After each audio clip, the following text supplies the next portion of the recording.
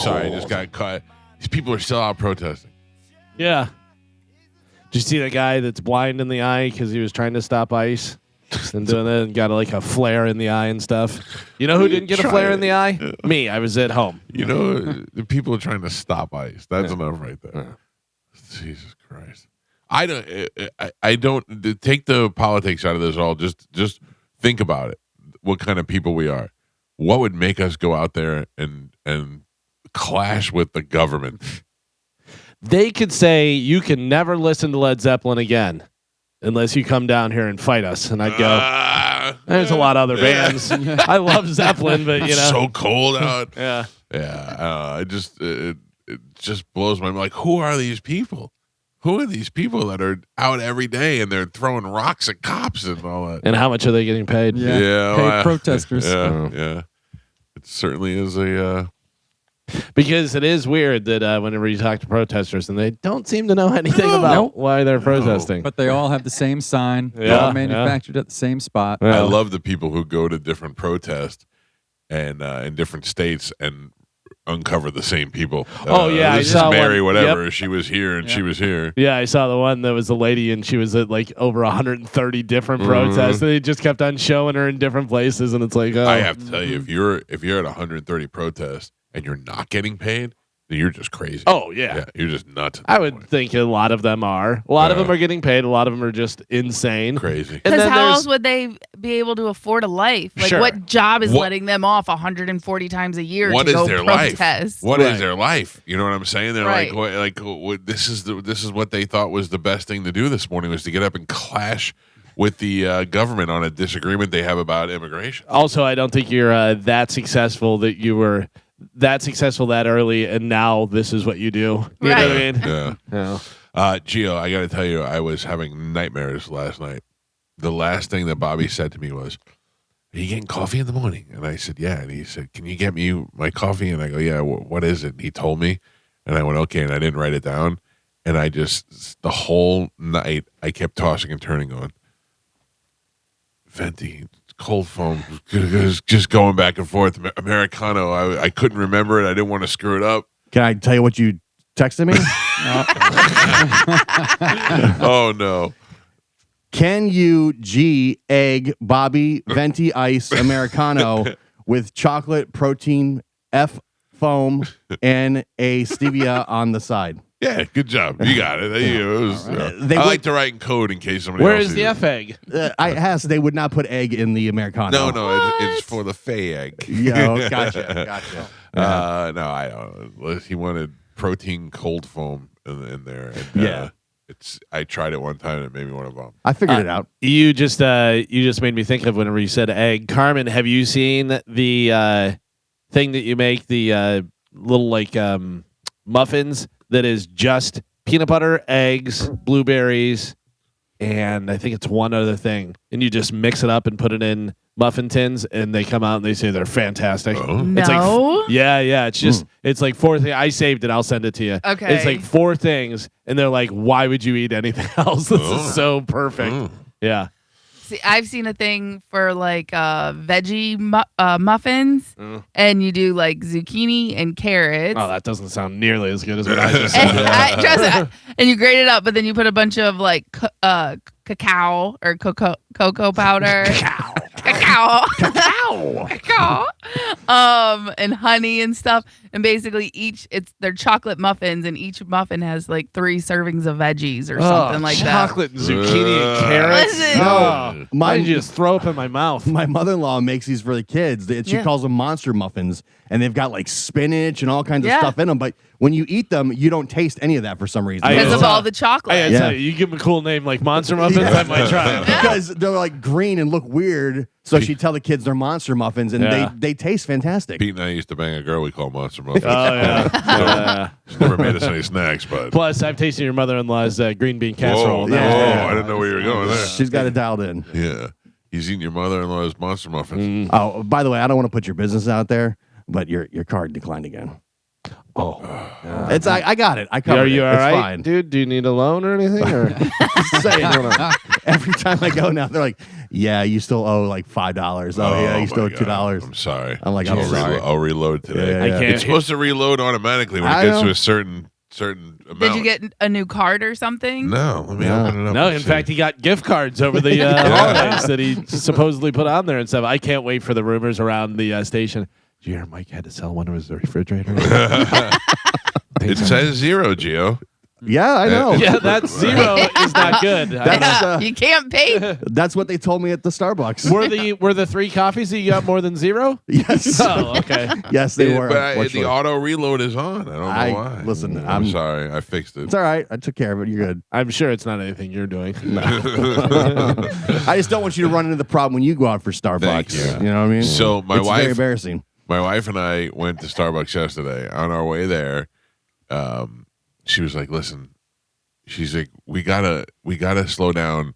And I go, "What do you mean?" She goes, "We're spending way too much money." And I go, "Man, you do this every January, every November, December. We spend a gazillion dollars on gifts and all this stuff, and then we see sales and things we like, and we spend all this money, and then we get hit with the bills in January, and it becomes."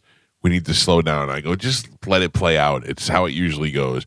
I mean, she's right. We got to pay so much stuff to the Christmas light guy and the cleaning people. yeah. And Plus, I heard your Starbucks card was declined. right.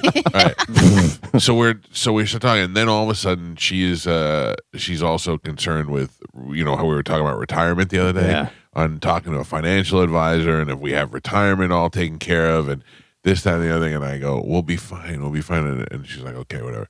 Then we get to right as the comment dies down, we get to the box, and I order 2 venti, strawberry lemonade acais, 2 birthday cake pops, a peppermint mocha, a trendy cold brew, and they're like, "That's $85, sir." And I go, "No problem." And I look at her and I go, "Maybe this is where our money situations happen." Really, like eating out and going through the coffee, that's really adds up quick. You don't think it does, but it really does. It does. Listen to what this cheapo did the other day.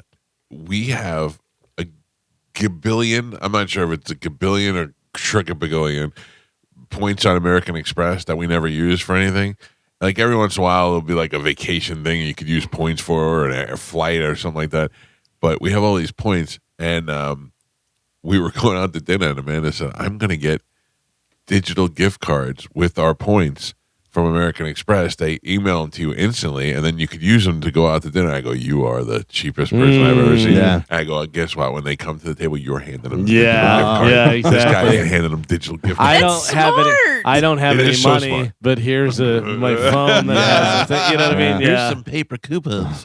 Well, and now but now everything's done at the table. Usually, like when you check out, you know what I mean. So it's not like they got to walk back and forth 100 times. They just scan the thing on your phone and boom. I feel weird, but Yeah, you're right. it's always weird with Hard Rock. They're like, "Do you want to use your points? Like if you go and eat or do whatever." And I'm like, "Yeah, like why wouldn't I want to use my Because what like is- me, I save up my points. So I'll tell you, like Starbucks, I have thousands of points at Starbucks.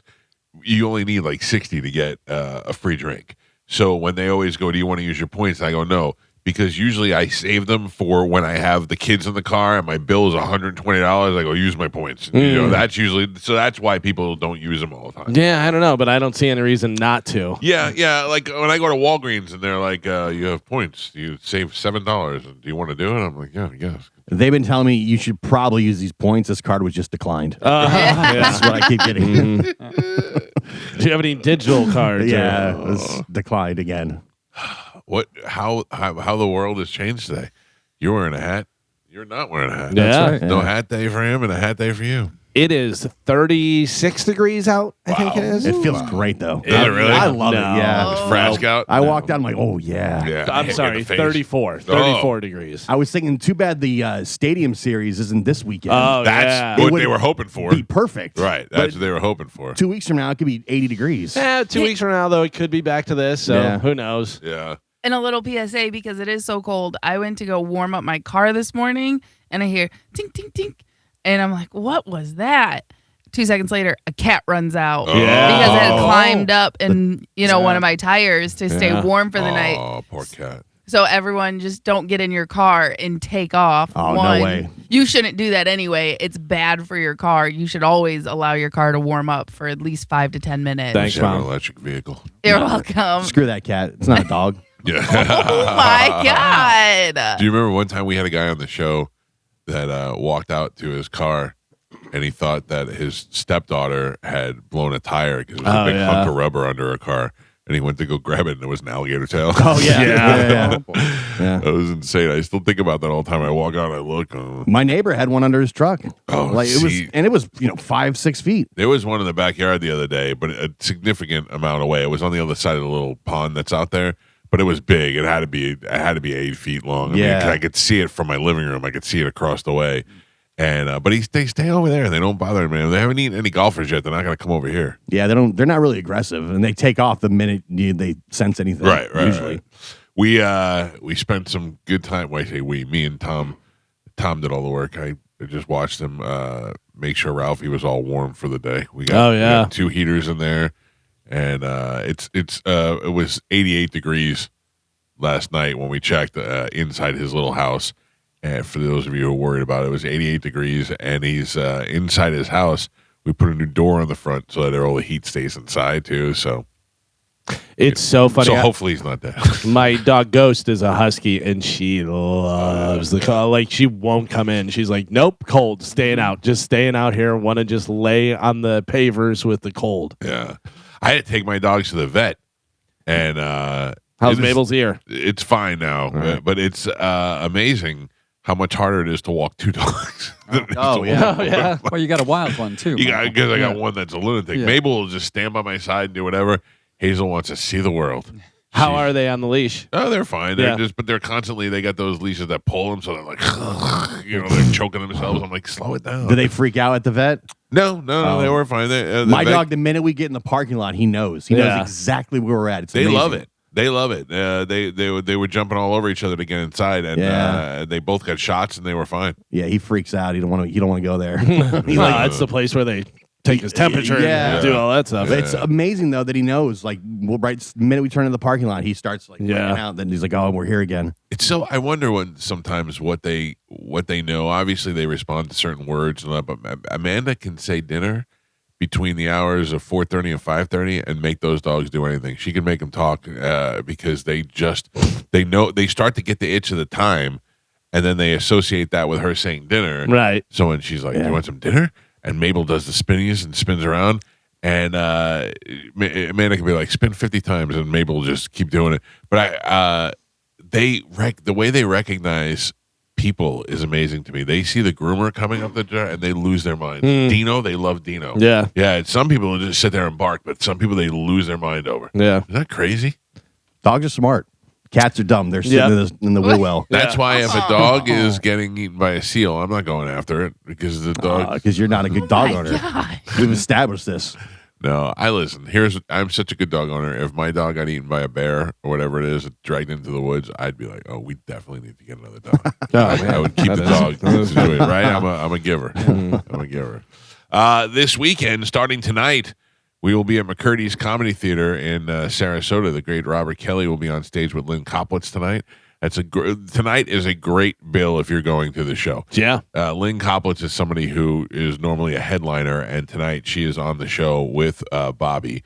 And then Saturday night, I don't know who is coming Saturday, but I will be out there for both nights with Bobby, hanging out in Sarasota. For you people who want to hang out tonight, feel free to come by. Get your tickets at McCurdy's Comedy Theater. Get them now before tonight because it'll definitely sell out. I used to live like 5 minutes from McCurdy's. Did you really? Yeah. And when I first moved back here from Tallahassee, and I only been there one time, it was to see Louis C.K. Oh, really? Yeah, and this is when Lucky Louie was on HBO. We were there. We went there. I was there for that weekend, and I was like, oh my gosh, he's right. And I just had discovered Louis because of the show on HBO, and I was like, oh my God, he's 5 minutes from my house. I got to go. We had him on the air, on the phone. It was awkward. He's like, because he's like one word answer. And so we wrapped it up. It was good. And then Galvin and I drove down there to see the show, and we missed it. We had never been to McCurdy's before, and we couldn't find it. And it was in the old McCurdy's where it was in the shopping center. That's where the one I went to, yeah. And we walked in, and the show was over, but we got to meet Louis, and it was even more awkward than talking to him on the phone. He's just a weird dude. Yeah. Yeah, but it's funny because when you break him down, or when like I'm hanging out with him when he's with Bobby, and he's he knows Bobby, and obviously they're friends, and he feels a little more comfortable. he's he's just the dude, but he's just so awkward. I don't know if it's autism or what he has, but he's just got something.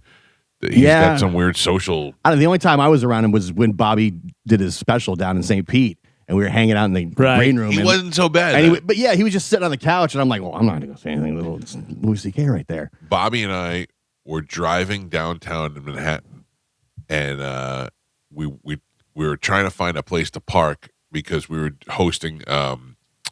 What's his name? Artie Lang and Nick DiPaolo had the show, and we were filling in for them while they were on vacation. The show that was on TV. And I'm driving in downtown Manhattan trying to find a spot to park.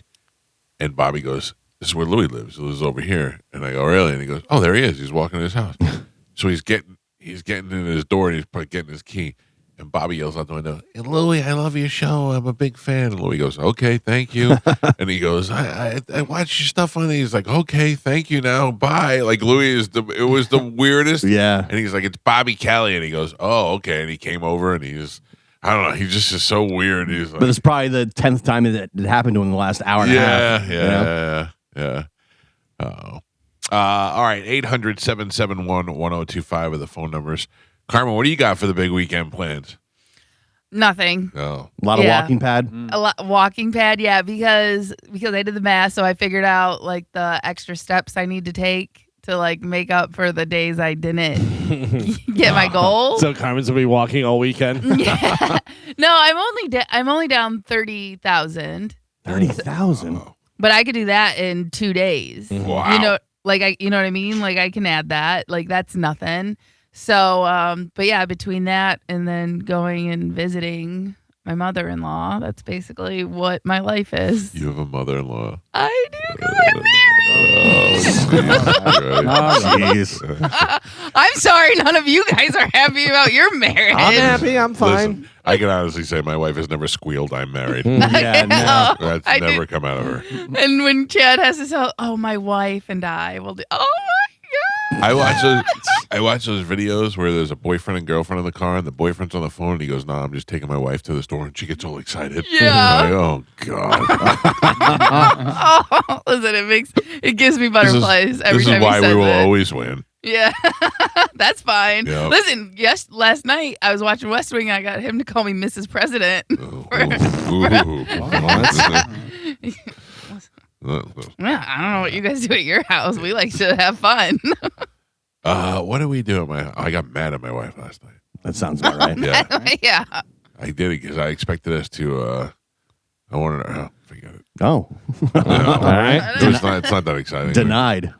I got in the room and I was all excited to get in bed, and it was nice and cold, and then she got in there and started complaining about dumb stuff. Oh, no. I told her, yeah, because all you do is complain. You're not allowed to go to Starbucks anymore. You got to cut back here. No, she wasn't even. She was like Juliana and volleyball. I'm like, I don't care. I don't care about fight. Come on now. Yeah. Does she need help? Does she need money? Does she need practice? No. Then I don't want to know about the drama. Man, club sports are so. You want to talk about money? Oh, there's the drama biggest- with the girls? The racket is youth sports. Oh, yeah, 100%. Talk about a shakedown. Just to show you how right you are, Amanda was really disappointed with the volleyball yesterday, and she said, "I'm just disappointed." And Juliana, it seems like she doesn't want to do it now. And I go, "So then why is she doing it?" And she looked at me in the Exorcist voice, like, "Because we pay so much money for Oh, it." Yeah. I went, "Okay." But also, you have to teach her to finish what she starts. Oh, And she does. She doesn't want to quit. Yeah, she Yeah. doesn't have to play next year, but you got to finish No, the she does. season. She doesn't want to quit. She just is Okay. frustrated with the playing time or whatever. I don't really know. Yeah, I'm it's tough. making it up.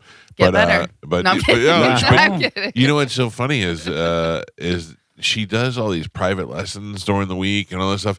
And I said to my wife, I said, "What are we doing? Are we expecting her to be a professional volleyball player?" I'm like, Jesus, go out there and either be good or suck. It doesn't matter. If you're Yeah. just playing, you're playing.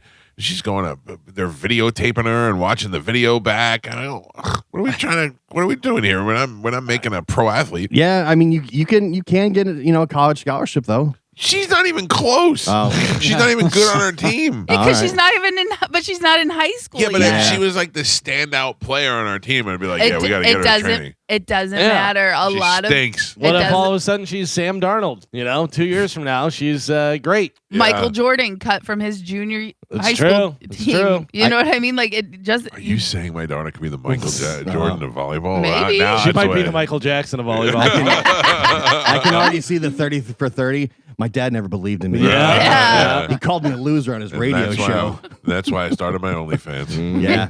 But outside It of was me and Lithgow.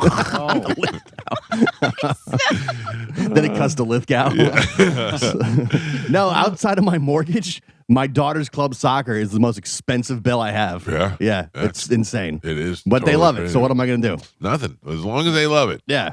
As long as they love sitting somewhere in Winter Haven on a Saturday afternoon, giving up their weekend so that they can play stupid soccer and volleyball. They got my daughter's got games tonight. It's going to be freezing. Listen, it's better than what else, like other stuff they could be doing on the weekend. Oh, yeah, Just listen. going to parties and I love it. I'm going to be very sad when it ends in the next like 2 or 3 years.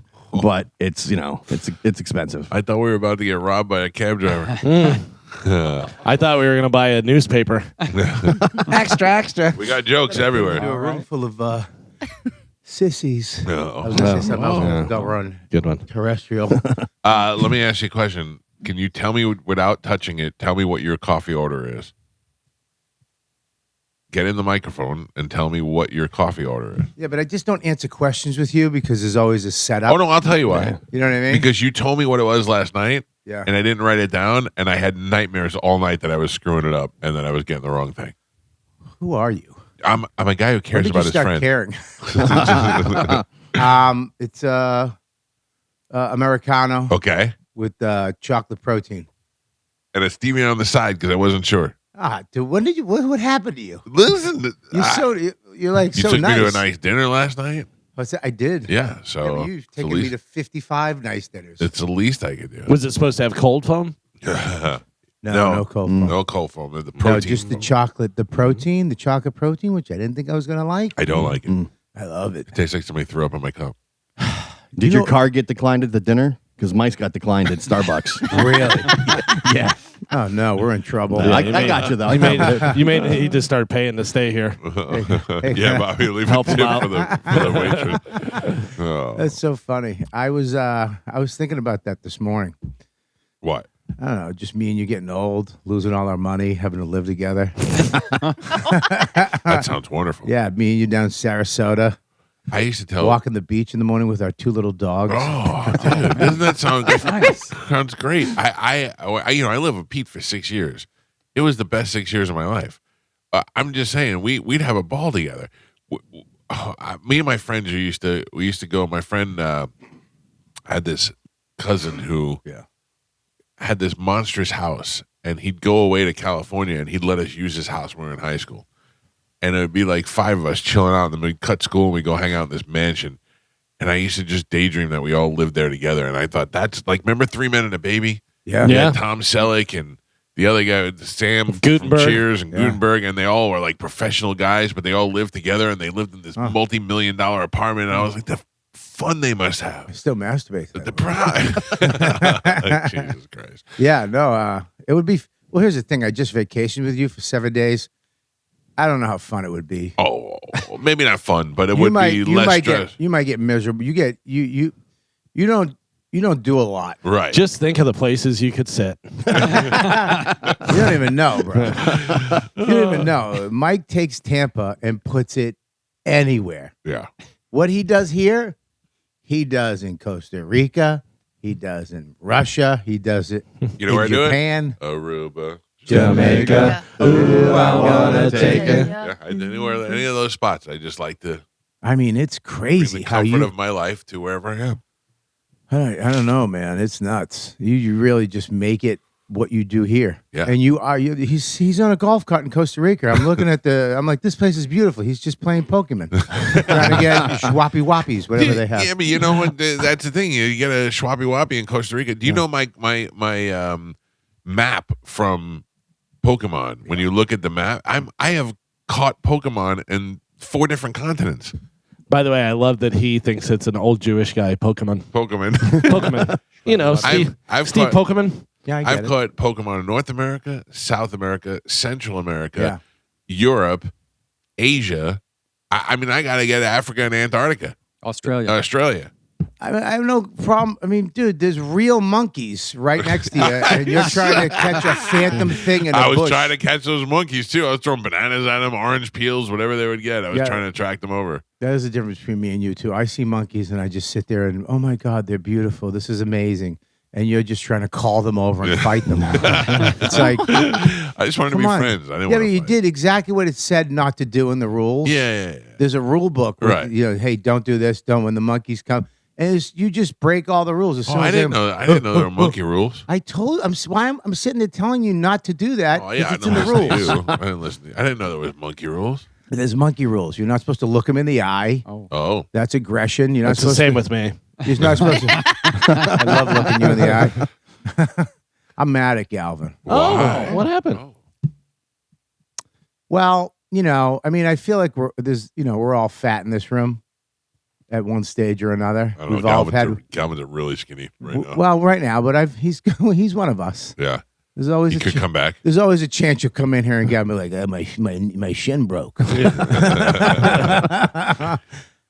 a fan of the show, and so I'm listening to the show a couple weeks ago, Mm-hmm. and this is right after we got back. You were went on a thing, and then you're like, Bobby. Mike's like, Bobby looks great. He's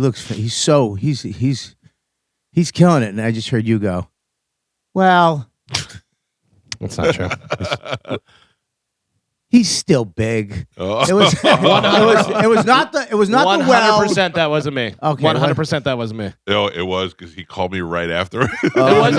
It 100% wasn't me. It was not the well. It was not the he's still big. It was the pause. Well, he's still. Was it you? No. No. It wasn't me. Oh, it was. I guarantee it was me. It was one of you. It was because Mike, when you're fat and somebody gives you a compliment, no matter how in shape you ever get, if I got a 6-pack and the V, the V down the bottom pointing where the goods are, you're still a fatty for the rest of your life. Right. So when you said, no, Bobby's looking great, and then I heard, well, I was like, well, what? My brain went, well, what? And then Sure wasn't constantly something Carmen would say. no, I would never say that about Joe Bobby. likes to fat shame a lot. No, it was Not not about Joe. Bobby. It was not high pitched voices. It was a manly voice. Oh, wait a minute. It wasn't me.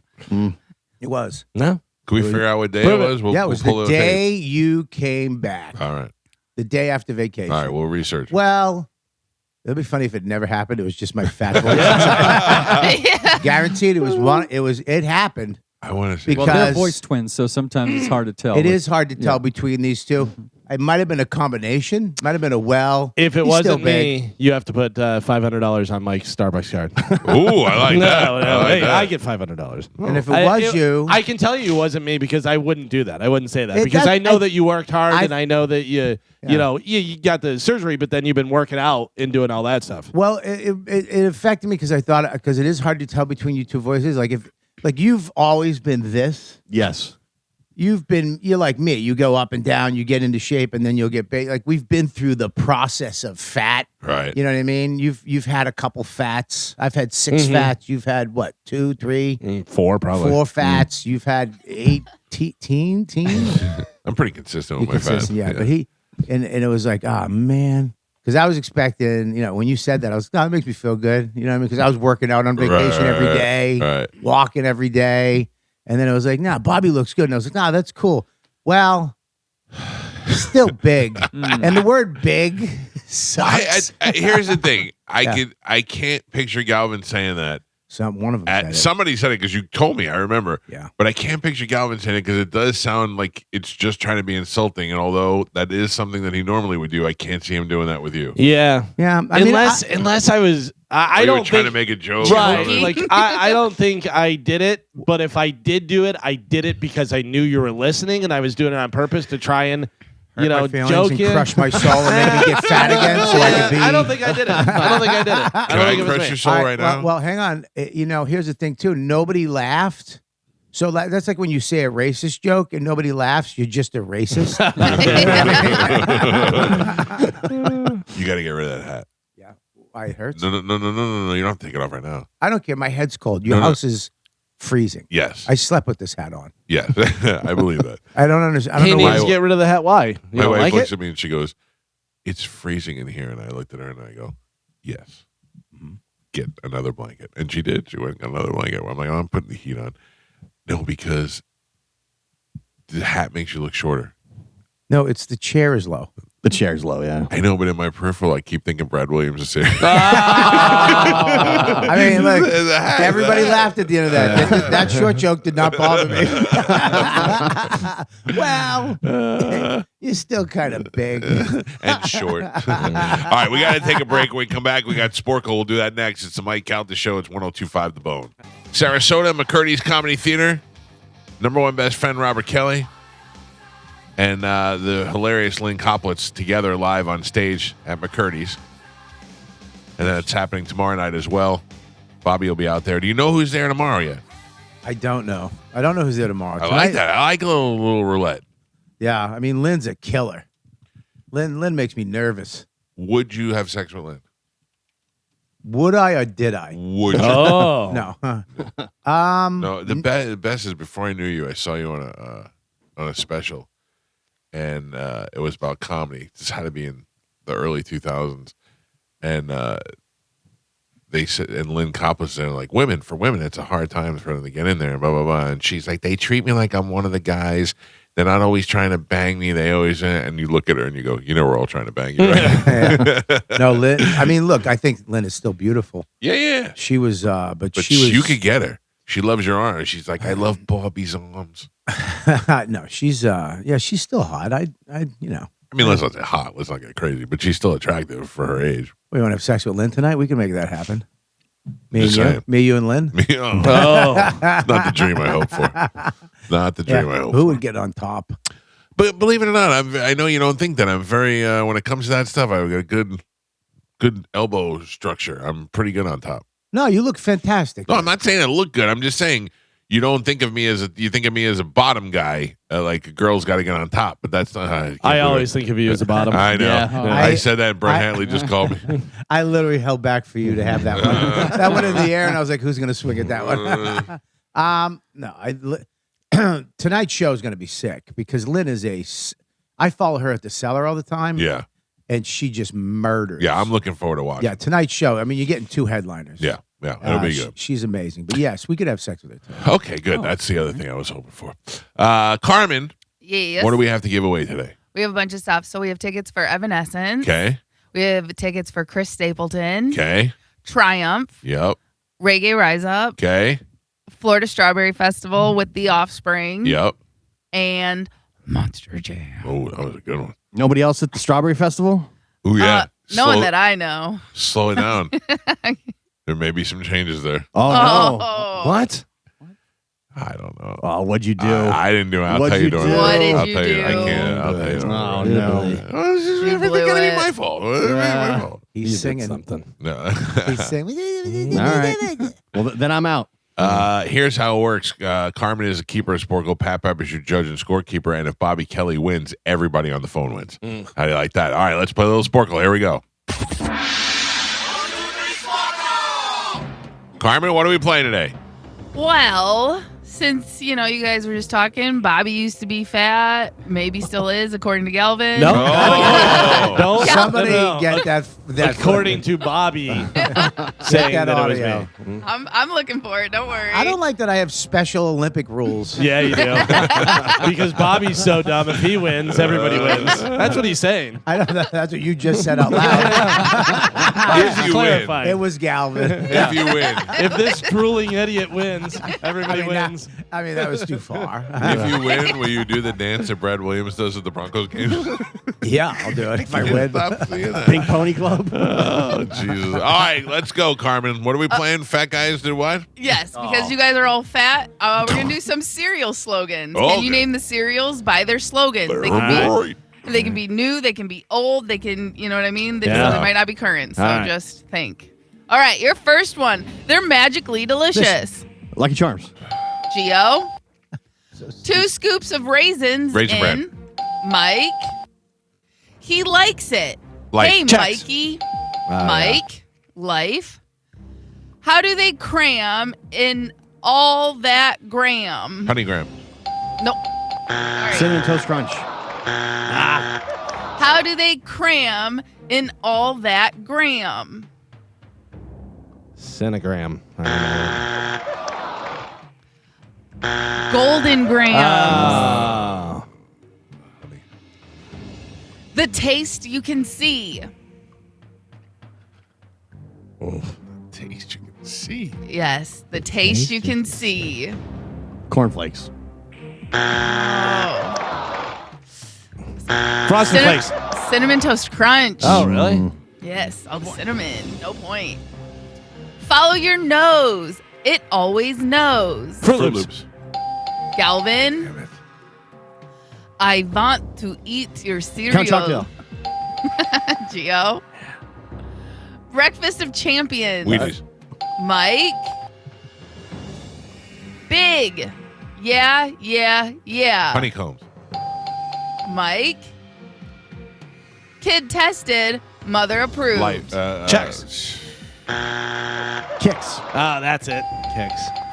Gio. Bobby, Gotta you playing? My mom didn't let us have cereal. Oh, I didn't know that. Yeah, my You're talking to mom. a kid who ate a bag of puff rice. So I never had. My mom yeah. never let us have I had cereal. puff rice with sweet and low. So We- I know what you're talking about. We had toast every day. Pep, we're halfway there. All right. Bobby is not on the board. He has a total of 0 points. Galvin with 1. Gio with 3. And Michael is your leader right now. By 1, he's winning with 4. Oh boy. All right, we are doing cereal slogans. Your next one, gotta have my pops. Corn Pops. Gio. I'm Coco for Cocoa Puffs. Bobby. What? Mm. Is that right? Yeah. Okay, just making sure. Was that him? Your next one, keeps them full, keeps them focused. Keeps them full, keeps them focused. I'm gonna Cornflakes. go checks again. I don't know. Frosted mini wheat. You were But wrong. you I did didn't. not. I didn't. Nope. Smiles all around. Checks. Smileyos. Smiles all around. Sugar Smacks. Nope. Cheerios. Really?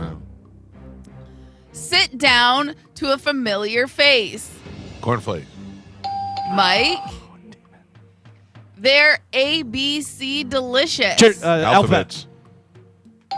Mike. Ooh, I think I finished it first. You didn't say the right thing. I didn't. I started the wrong What are thing, they and then I called? said it. Alphabet. It's alphabets. Yeah, shut up. Mike. Why? He's an idiot. Why? He's got it right. You're All an right. idiot too. Why? I'm just helping. Anybody want to buy tickets to Bobby tonight? I'm selling mine. I'll get you a ticket. You never have to All buy. right. Okay. Your next one stays crunchy even in milk. Grape nuts. Stays crunchy even in milk. Oh man. Special K. I don't know. Cap'n Crunch. Ah, That's true. It does. It'll make your gums bleed. yeah. Snap, crackle, Rice pop. Krispies. Pap pap. Galvin. Oh. How to make 'em up. No. Make 'em up. Make 'em Make 'em up. You didn't even say the right thing. You said Rice Crunchies. No. And Pap Pap, Oh, we come on. are on the last 3. Bobby has a single point on the board. Galvin with 2. Gio with 4. And Michael is your leader. He's winning with 6. All right. Chance. Cereal slogans, last 3. Here we go.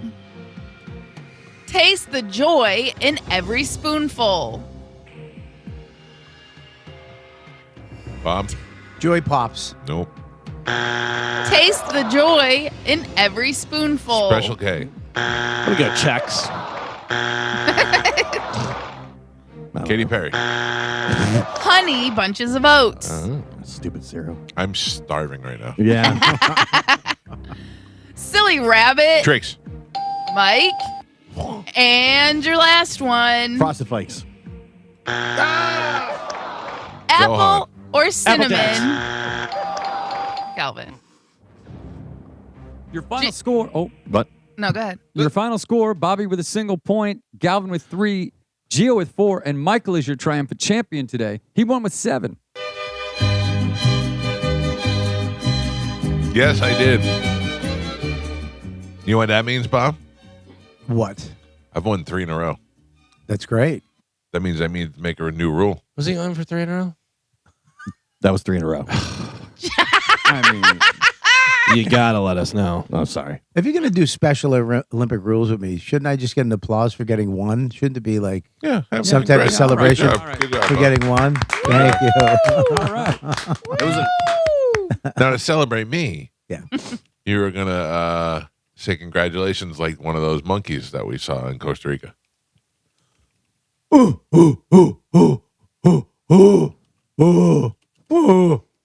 You didn't say congratulations. I'm not done yet. Oh, sorry. You guys could do it together if you want. You know, I don't know what the Costa Rican monkeys like sound that, like that. Congratulations. Congratulations. Why is my monkey retarded? Did you see me play Sporkle? That was fine. That was good enough. All right, Calvin, what do we have coming up in news? Coming up in news today, to the moon, sounds gross, and shower beers. Oh. Shower beers. Shower beers with the boys. Know what that means, yeah. All right, we'll take a quick break. Galvin Nation News. We'll do that next. Bobby Kelly is here. He's going to be at McCurdy's Comedy Theater tonight and tomorrow night. And Brad Meltzer, the only author that we know, is going to join us at 8:30. It's the Mike Calta Show. News is next on 102.5 The Bone. Listen, you and I haven't really talked since I broke the news on the show about the lesbians wanting me to be the father of their baby. I think I told you that night as we were walking how angry I was. Why were you angry, though? Because if Not getting picked. it's No, not, he didn't even know. He didn't know. It's worse. It's But not, they it's saw not- him, no. right? Did they see you at all? But that's not why he's angry. okay. Tell him why you're angry. Well, He goes, He's his kinda exact right. words to me were, no, but your exact words to me were, I was angry because I thought, I'm small talk Bob. What are you doing talking to him? Yeah, Mike- Small talk Bob, you said. Mike is not like I would think that. I'm friendly. I'm like nice. Hey, I don't have friendly face, but I am friendly. I have droopy face. It makes me look like I'm angry, but I'm not. I'm usually pretty friendly. Yeah, but Also, I feel like Mike doesn't want to talk to people that want to talk to him, but if you don't want to talk to him Yeah. or don't know who he wants to chat you up. That's right. You know what I mean? It's just like we're in the jungle in the middle of the night, and I'm finding more stuff than the guy. It's true. You found most of the frogs that we saw. I'm like, no joke. This guy was walking by eyes. I'm like, Yeah. what are those eyes? It's like, It's true. It's true. And I thought, these two ladies, these two lesbian ladies would be like into that. Like, this guy is awesome. He's into it. Nobody from your clan was into what we were doing. Just me. You were into I it. liked it. Well, you were doing it, Yeah. but you weren't Which like. is way more than I usually do. Yeah, I thought you'd leave immediately, but you were into it because these lesbians were into you. Yeah, Come but to find out. it wasn't an attraction thing. I was, we weren't. It bugged me so much. They would chat. You guys were just talking in the middle of the jungle, not even looking for anything at one point, just chatting away to Mike. And I'm like, why him? Yeah, I didn't listen. I didn't know either, but evidently they both got. It was like a sign from God. Yeah, well, I am 5'8". They were probably looking for height. But that was the thing. Is like, what do you think? My wife was like, what do you think they want with your old 54-year-old fat sperm? I don't know. They probably want a male lesbian, a male that looks like a lesbian. That bugged me so bad. Yeah. It bothered me so bad. I was very proud, but I had to let them down easily. You told them no. Yeah, I told them I'm not going to have a kid roaming around the world. Why? I don't know. Because what if that kid, the rest of his life, wondering about his father and why his father let him go with two lesbians he caught while he was frog hunting?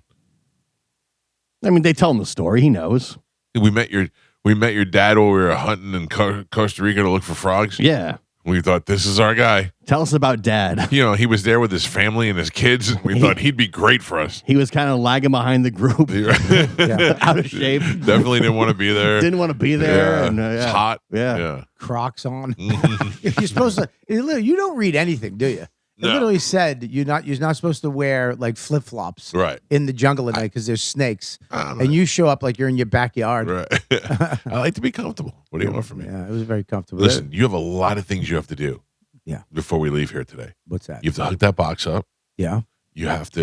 Well, we could take my meta glasses with, and we could do that Yeah. in Sarasota, right? Okay. Yeah. Okay. All right. Cool. Yeah. I just we normally I have you change the batteries on the back door lock when you're here too, but Dino just came and did that. Okay. I know where the screwdrivers are. Yeah, yeah. You know where they are? No, I have no idea. For $1 million, I couldn't tell you where the I screwdrivers know are. exactly where they are. They're in the back over here, in the back room. Maybe. Yeah. I don't know. Yeah. Yesterday, Tom came over because we had to put an addition on Ralphie's door to make sure the heat stayed in because it was so cold last night. And Tom had to bring over his own screwdriver set because I don't know where anything Your is. screwdrivers are right there. Now I know, but I didn't know before. Joe Fiditza's out there. He moves things around. I do not move things around that don't know. I do know. Need to be moved. What'd you I say? do know that Fiditzes? between Fiditzas. Fiditzes, I I like do. He's a that. Fiditzer. Yeah. You're a between Joe Fiditza. and Soph, I could call him up and go, Soph, gray jacket, black inside, and she'll be like, upstairs in your closet, third from the left. She'll know right away. And Joe's the same thing. I'm like, Joe, did you Fiditz my screwdrivers? He's like, yes, Michael, they're in the drawer in the back. Like, he knows where everything is. He's a good Fiditzer. That's right. I'm one of the best Fiditzers. Yeah. Yeah, you are really you dress like a Fiditza. What are we doing tomorrow in Sarasota? buddy, Listen to me. I know- Don't say it because you're gonna. I'm one suggestion away from going. Don't say it. Bread Bandits. Just don't say it. Bread Bandits. Ah, You gotta go to Bread Bandits. I don't know if I can. Oh, I come can't. on, dude. It'll put me out. All you have to do is work out. No. All you have to do is take a walk. It'll take me off the. I'll drive you there and I'll wait in the car. Buddy, I'm gonna wake up tomorrow. I'm gonna work out. I'm gonna take a walk, Yeah. and then I'm gonna go to Bread Bandits. No. You all earn right. it. You earn it. You earn it. I'll drive you. You earn it. That's too much. You're going to sit in the parking lot of Bread Bandits and not go in? Listen, not participate? It'll set me off the rails. I'm doing really good since we got back to Costa Rica. I've lost weight. I'm sticking to my diet. I've been doing good. I do not want to I'll get But thrown all right off. you have to do Listen is to me. It'll throw me move. right. I'll be like, all right, I ate a croissant today. What's ice cream the same day? Then I'll start tomorrow. Then tomorrow, like Taco Bell. You kids want to go to Taco Bell? All right, I'll get one time. Slippery I'm off slope. the rails. Yeah. Off the rails. I thought you were at Yum Yum House already. Yeah, but I ate good. I had soup at Yum Yum House. Oh, I didn't have okay. anything bad. No. You are on the verge all the time. I'm on the verge of being the food Wolverine. Last night, the dessert menu came at the restaurant. He goes, "We're gonna do this." Oh. I went, "No." All he needs is a yes. Here's That's my all out. he needs. Here's my out. If anybody gets dessert, I just want coffee. And if you're not getting dessert, I won't get coffee. So that's it. Buddy, just tomorrow morning, work No. out with me. No. Go to the gym with me. He's not working out though, so it's easier to just not eat bread. Right. You know what I mean? Yeah, but if he did work out, But he should work out. But But if- he's Oh. not. Oh, don't say it like that, Carmen. but You if, should, If, that's- we Yeah, but went don't to say it. Bread Don't Bandits, laugh while you're saying it. if we went to Bread Bandits and then did like a workout, it just nullifies it. I understand. We're on your side. I don't know why you're explaining it to me like I don't know what that means. I mean, I don't get it. Even in Costa Rica, New Year's Eve, we went to a really nice restaurant on the beach. Mm-hmm. And I mean, the locals were everywhere partying. They had a bonfire on the beach with thousands of people just Nice. having a blast. Yeah. And we're on the beach having dinner. And at 12:01, Mike went, "You guys ready to go?" And Dawn, Dude, I actually said it at 11:47. my wife looked at me and she went, "I want to go to the bonfire and experience Costa Rican New Year's. I want to," like, almost sad. Right. And I went, "We can do that. Let's go." And I go, "Mike, we're going to go over to the bonfire for a little bit and check it out." And he's like, "All right, well, I'll wait for you in the golf cart." I'm like, "All right, it was kind of an invitation, but all right, go sit in a chair." Right. So me and Dawn are walking around and it's like people are partying, the bonfire, they're singing. The whole beach is lined, thousands of people. And I just said, "We can just go. We can just stay here." She's like, "Okay, great." So I call Mike. I go, "Hey, we're going to stay." He goes, "Well, how are you going to get home?" I go, Well, because at that point, I felt we're gonna- bad. We're going to walk. And he went, "What?" So confused. It's a 25-minute walk. 25 minutes. A Yes. 25-minute nothing. walk.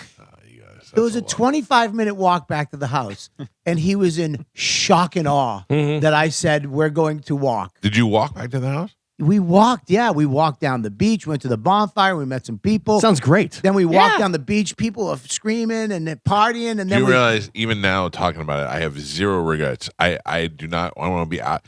At 12:01, I was already way past my bedtime. I was done, and the last thing I want to do is run around the beach at a bonfire in Costa Rica. Wait, it's not Lord of the Flies. We're ripping our clothes off running. We walked around. Me and Don were hugging and sitting by the bonfire. Max was running around dancing with locals. Making memories. Yeah, it was a blast. We Yeah, had we had such a a great good time. time. I don't know, experiencing things on vacation. You know what he experienced? Starbucks. No, I love Yeah. Starbucks. I mean, I think they ate 3 meals a day there. Yeah, Yeah. and they made a delicious chicken croissant sandwich. Yeah, you guys had diarrhea for 4 days. I wish it was only 4. All right, ladies and gentlemen, coming up at 8 o'clock, we got the bone bonus keyword. Your chance to win $1,000 right now. We got to check in with Galvin. He's got today's news. And now, news with Galvin on the Mike Calta Show. Sponsored by Badger Bob Services. What do we have in news today, Galvin? Today's top story, the President Donald Trump threatened on Thursday to invoke the Insurrection Act to deploy military forces in Minnesota after days of angry protest over surge in immigration agents on the streets of Minneapolis. Confrontations between residents and federal officers have become increasingly tense after an immigration and customs enforcement agent fatally shot a U.S. citizen, Renee Good, in her car 8 days ago in Minneapolis, and the protests have spread to other cities. I'm not there, but it looks like from TV it's getting worse every day. But I mean, also they like to show just the worst part, so I don't really know what's happening. I'm not there, but it does look like it's getting a little out of hand, and it's not going to just one day get better. Yeah, remember when there was some protest here a while back, and it was like over by USF, wasn't it? Yeah, And I was like, all right, yeah, we'll You know. stay up there for years. yeah, stay over there. Stay over there. See what happens. I don't know. When Venezuela's opposition leader, Maria Corina Machado, walked into the White House on Thursday, she came bearing the gifts U.S. President Donald Trump has long coveted. A Nobel Peace Prize. Machado, a fierce critic of Venezuela's former strongman Nicolas Maduro, won the award last year for her campaign for greater democracy, and she gave it to Trump. Wow. How do you like that? She She leaving. said, "Here, before you come take it." Well, basically, she's leaving the medal in the White House, hoping that the gesture might buy her something far more valuable: U.S. backing in the fight to lead to Venezuela's post-Maduro future. Wow. Yeah, he really wants that Nobel Peace Prize. Yeah. It's like because Obama's got one. Yeah. He's got to have one too. Is that really what? I think that's what it is. Yeah. I mean, he's don't done know. stuff he thinks he deserves it. It's but- really weird is how prizes don't mean anything to me. I Yeah. try to think of like what would be the most like I really if you're in if they put you in the Radio Hall of Fame and all that, that's impressive. That's nice and that's like those stupid Marconi Awards and those sort of things, they're so meaningless. I don't know why people lose their mind over that stuff. If you won, how did your life change? I mean, if you had a Marconi Award, you wouldn't be excited about it. No, That sounds what losers say. Says a guy who has 55 guitars from other people's careers hanging on his wall. Oh. You like other people's I'm awards. celebrating other people's careers. Yeah. Yeah. I don't know. I just don't think it's. I don't know. I just think it's weird, and for him to be so obsessed with it. I love and to be- awards. Man. Do you really? Oh, I love an award. Like if they like, you know what I think? Howard Stern exposed a lot of that stuff. He would get nominated for all these awards, and he'd go, "Okay, great," and then they'd go, "Okay, so here's what you do: send us $150 for," and then they make you pay for the award and all this stuff. And I was like, Yeah. It's like the Walk of Fame, the star. You're paying for the star. You're paying for it. And your publicity people are, getting you in there. And doing that. Yeah. It's not like old school Hollywood where they just rolled out the Walk of Fame and they said, "Well, we have to put Frank Sinatra. Here's Frank Sinatra." I'm not putting you on the spot and being like, what award did you get? But is there an award that you're like, I'm so glad that I won this? Is there something? Yeah, West Medford Hillside Little League. Those are the ones that mean the most. We didn't. West Medford didn't win for 10 years. Yeah. Left field, ran in, slid on my knees, made the catch. The whole team pig piled on me. I cried because I was claustrophobic. And then I was just sitting there crying, holding a root beer. And then I had to walk home alone because I didn't have a father. Well, can I tell you something though? But that's not award- what I'm talking about. Though that is you. That's a championship that you earned. That's Yeah. different. I'm talking about one that they just say you're the winner. We recognize you for this. No, but I thought if you got like a best comedian in Boston, something, whatever, or won like the comedy fest thing, whatever, something like that. Yeah, I love that. That'd be huge. I got a cringe humor award. I got a best comedian app. Remember when apps first came out? Yeah. I had the Robert Kelly app, and you could go to my app. It was my face. And then on the map of the United States was my head, and you could touch the head and See where where it was. you're And at. then you could buy tickets right from that. Oh, that's pretty cool. good. I won that award. Wow. I still have that. Wow. That was great. Joe won the Innovation Award for Sure. Bone Yeah. TV. Yeah. Well, I yes, I earned it, but no, I did not receive it. Oh. Well, it's in the station. Yeah, It's it's at the station. in the Oh, Yeah. what happened? Yeah, It's a Rush community took it. award. Yeah. Yeah, dude, an award's awesome. Having an award that you earned. That's different. It's not what I'm talking about. It's not what I'm talking about. Like if you're in a competition with somebody and you win an award, like if you're like, we created something and we're putting it against each other to see who wins, that's different. If you're in a baseball team and you compete against 10 other teams and you win, I'm talking about when they just go best at what he does every day. Best radio guy, best garbage man, best roofer, I don't know, that kind of stuff. That's like the Las Vegas award. Best show. Yeah. Voted by who? Yeah, by who? Every show's the best in Las Vegas. Right. So that's just it's I don't know. They come up with these awards and then people win and they're like, I won this award. What did it do for you? It made you feel good for No, a minute. I know that, but what is the practical application to your life? You're recognized in the industry as one of the best. Yeah. And you get more money because of it. Well, You get- if you're only you- motivated by money, If you're, Yes. if you're getting a new job or a different job, and they're like, yeah, he won this award for Yeah. being the best in his field. Yeah. that I think you would put that on your resume. Yeah. And when you do a podcast on Zoom behind you, you got a bunch of cool stuff. Yeah. That's true. That's true. I would put my YouTube flag up there if we had it. You're right. I'll give you that. Look at every sports guy that is on the shows and stuff and has their thing. They have all their Emmys and their this Yeah. and that and everything 'Cause behind that's them. what you do with it. Yeah, exactly. I was at Louis' house for Thanksgiving one year with Max when he was a little kid. And it was crazy. There was every famous person in the world there. Yeah. It was nuts. Like I'm just sitting there like in shock at who was at this place. Uh-huh. And then I look down and Parker Posey is playing with Max's feet. Oh, really? And he's literally just eating one of Louis' Emmys. And I just panic. I'm like, Max, put that down. Louis walked in and goes, he can eat it. Just let him have it. I just saw a thing with Martin Short the other day. He said that in their show, he asked Steve Martin, he goes, how many Emmys have you won? And Steve Martin says, I want to say 5. I only won 1, but I want to say 5.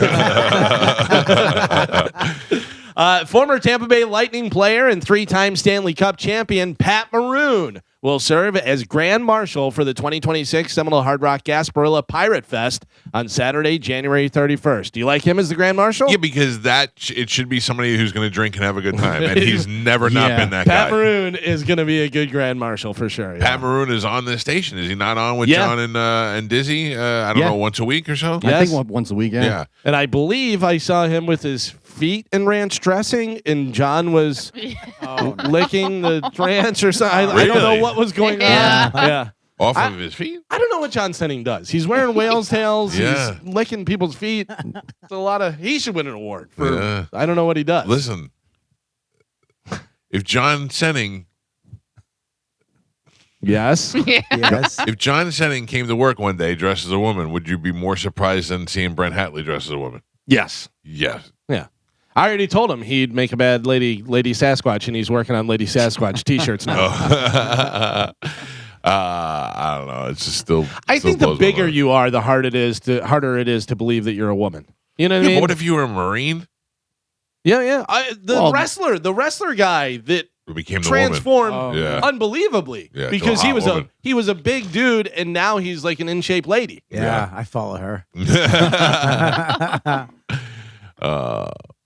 You saw the Hatley stuff. I heard you guys talking about it on Bonfire. Yeah, well, I think Jay's such a big fan, and he knows him. I've met him a bunch of times too from doing the after show. Right. Yeah, that was crazy. Was he wearing a dress when you saw him? No. No, I've seen him around, but no, that was weird, man. But it must be freeing to finally just wear thigh-high pink socks. Well, but he was so wound up. Now we know why he was so wound up. Now he's probably more chill. yeah. So wear your dress. Who cares? I remember when Kevin Meaney came out, he was so much more cool. Yeah, and then what happened? Well, he died in a heart attack in his sleep on a Well, yeah, couch. I thought he killed himself. No, he died. You know, he Oh. just croaked on his couch. Went to I'm sleep and finally never- out. No, who killed him? Richard Jenny. Yeah. he Richard should- Jenny he killed didn't- himself. Yeah, that's sad. He didn't That die is- right away too. He was still alive. How do you no. know?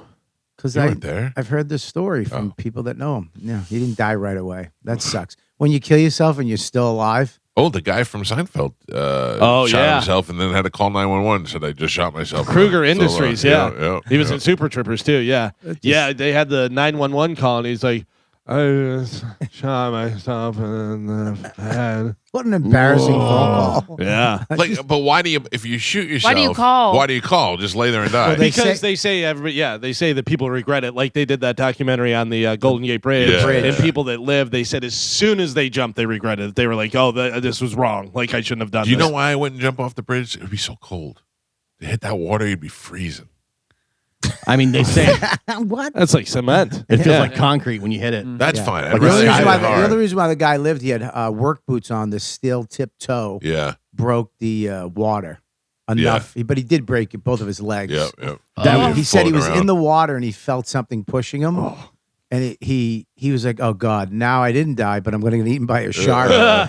And it was he said, I think it was a seal or a dolphin. Yeah, it was a seal. Pushed him out of the current over to the shore. Yeah. And that's why he lived. The one guy that jumped off the skyway and survived, it ripped his clothes off. When they Yeah. found him, he was completely naked because the force like took his clothes off. Yeah. Yeah, we had that guy in the air and he Yeah. wouldn't stop cursing. He didn't go to the top though. That's why. Yeah, He yeah, went like only yeah, halfway yeah. up and jumped, and he survived. While we're talking about guys and ladies and all this kind of stuff, I have to move a story up and go in here. All And right. we'll get back. So Pat Maroon, Grand Marshal, congratulations to him. I have more lightning stuff coming up here in a second. But Todd Bridges and his wife, Oh, I saw this. Baticho Hershey, I don't even know how to pronounce it, whatever, split after 3 years of marriage. He says, I thank God for the time we had together. Now, as you notice, I said Todd Bridges and his wife. I would like for you guys to look at the picture. And This is Joe exactly what I thought. Joe Gallagher. has the picture on Bone TV. Bobby, you can look at it right here, Bobby. Take a look at that. That is right. Now we're saying wife. I mean, There's no way that's a lady, that's right? gotta be. I know 5 guys that looks like. Yeah. And I also think that shave that hair and put him in a suit, and that's a good looking guy. Yes. Can you tell me how to spell that name, Galvin? Yeah, it is Bettijo Okay.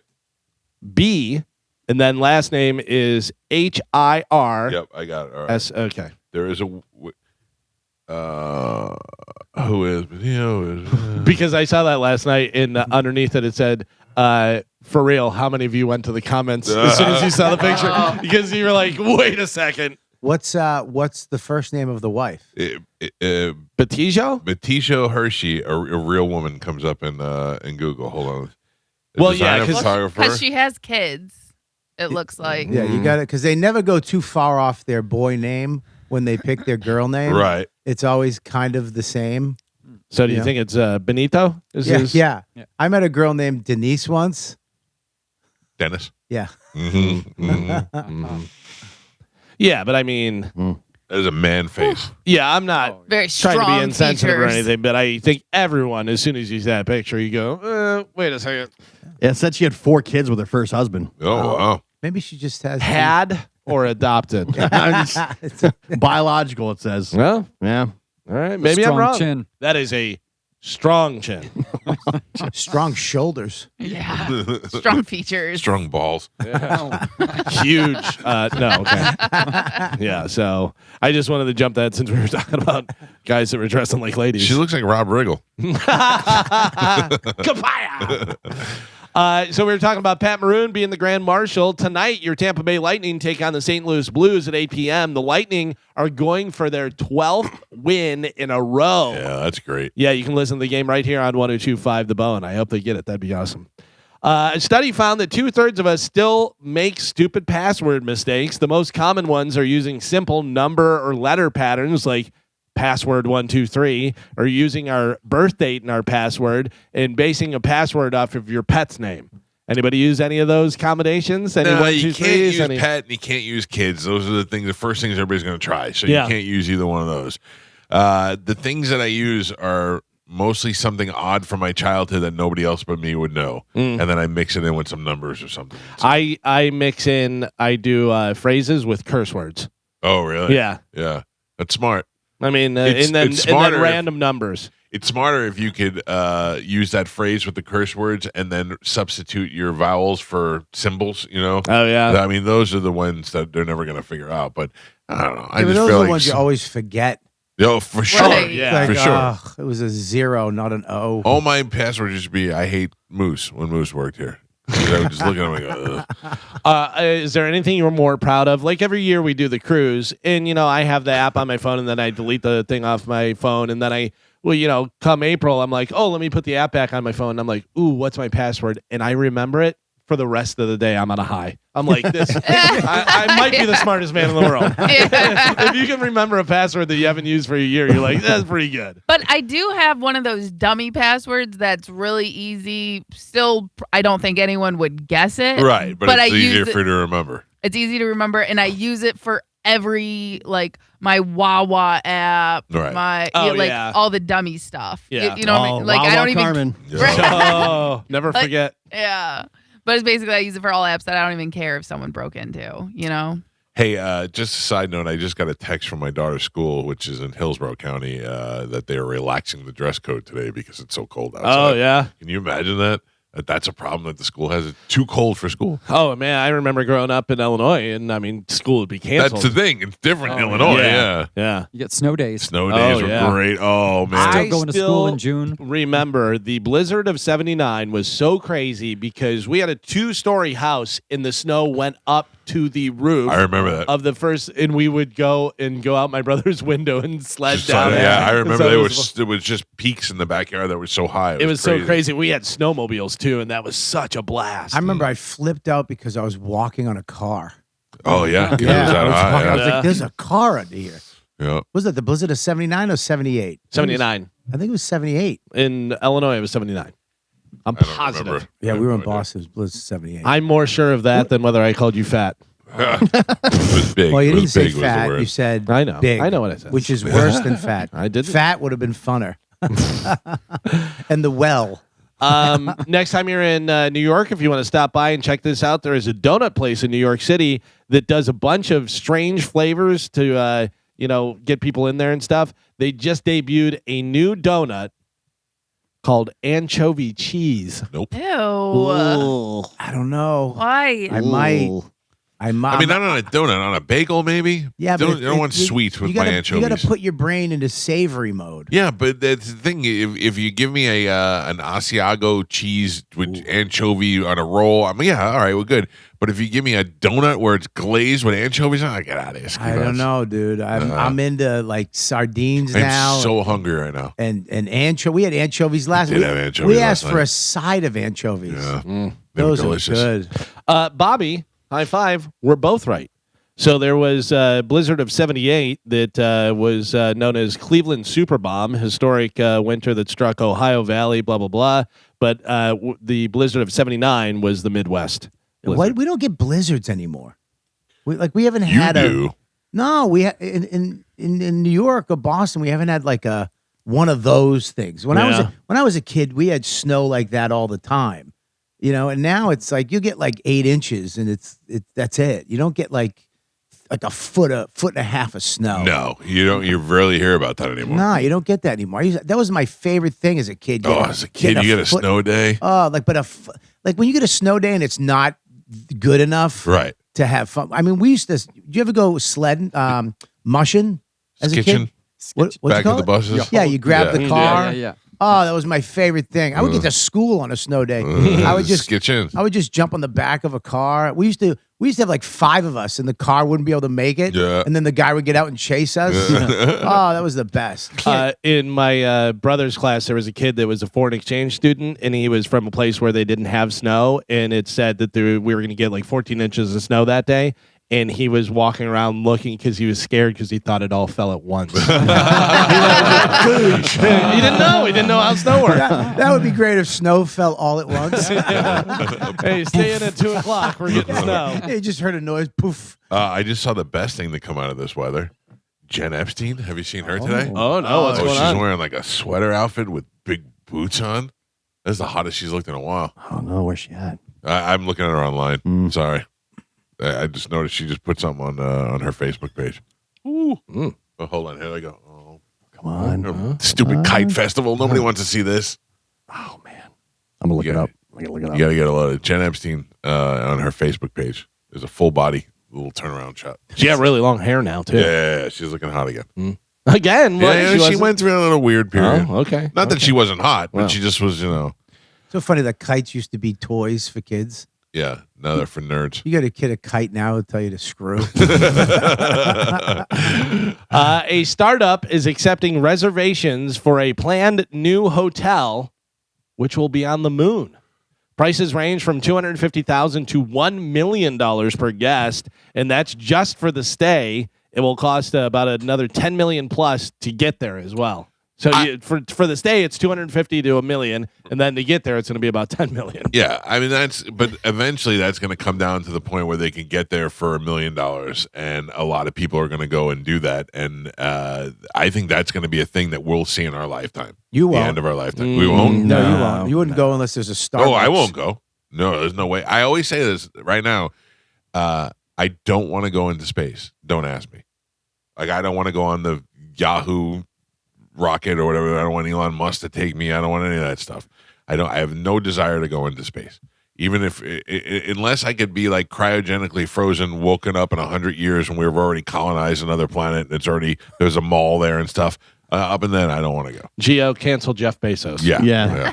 No, I like him. I'll talk to him. But I'd ask him, don't ask him. We're Tell not, him I'm not we're going not to- surprised you don't want to go No. to the moon. You're not surprised. Yeah, dude. I wouldn't even go see a bonfire with Bobby. Yeah. Yeah, like, Yeah, it no. wasn't like, oh my god, I bet Mike would definitely want to do this. You're You know who would go to the cryogenically moon? frozen now. I feel bad now. I feel like we hindered your New Year's Eve experience. No, not at all. At all. We went and did our own thing. Right. No, Yeah, That's why people we- can you do could've things without you. Yeah, you could have been involved. it would have been great Oh, yeah, to look at- have you involved. Look at Jen Epstein. Yeah, she's good. She's good. Oh, they cut away too soon. I'm just saying. I don't know.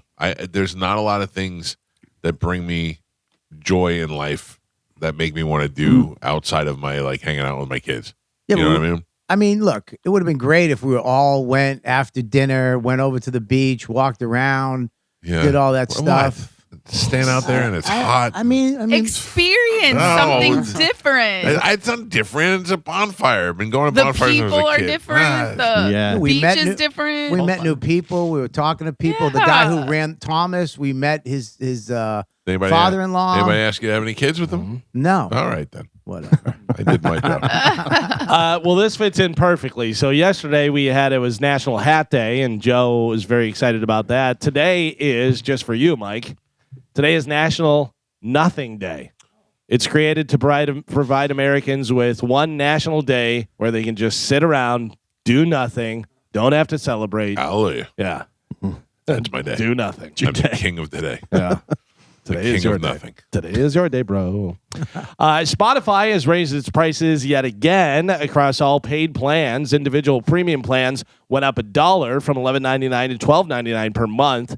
Duo plans went up $2 to $18.99, and family plans are also up $2 to $21.99 a month. Even the student plans went up from $5.99 to $6.99. Spotify is now the most expensive major music streaming service, but they say they're worth it, and I agree. 100%. I'm telling you right now, I have a family plan, $21.99 a month, deal. Yep. Yeah. I'm fine Same. with it. I think Sirius satellite radio is the best. Here's the problem. It's satellite radio is great, and I love the fact that I get to listen to you. I love the fact that I get to listen to a hairband channel if I want, a Frank Sinatra channel when I want. But there's nothing better when it comes to choosing your own music than listening to Spotify. You can go from Kiss into Tears for Fears into Bryan Adams into Barry Manilow, and you just go whatever you want. Any you album, looking at my any playlist? any decade, any genre of music. It's all there. It's been the best by far. By far. There's never been a time where I searched for something and it wasn't there. Right. I tried Amazon Music for a while because I have Amazon Prime and you get that and stuff, and they're like, oh, we don't have that. I'm like, ugh, and I do not have it. I heard Drew is saying he refuses to pay for Spotify, which is fine with me. I just don't understand why he's so anti Spotify. Like he uses it, but he'll only use With the free ads and version. stuff? Yeah. Sit through the ads. That sounds ridiculous. Yeah. You listen to the show and then he's like, all right, let me play this, and you're brought to you by, or whatever.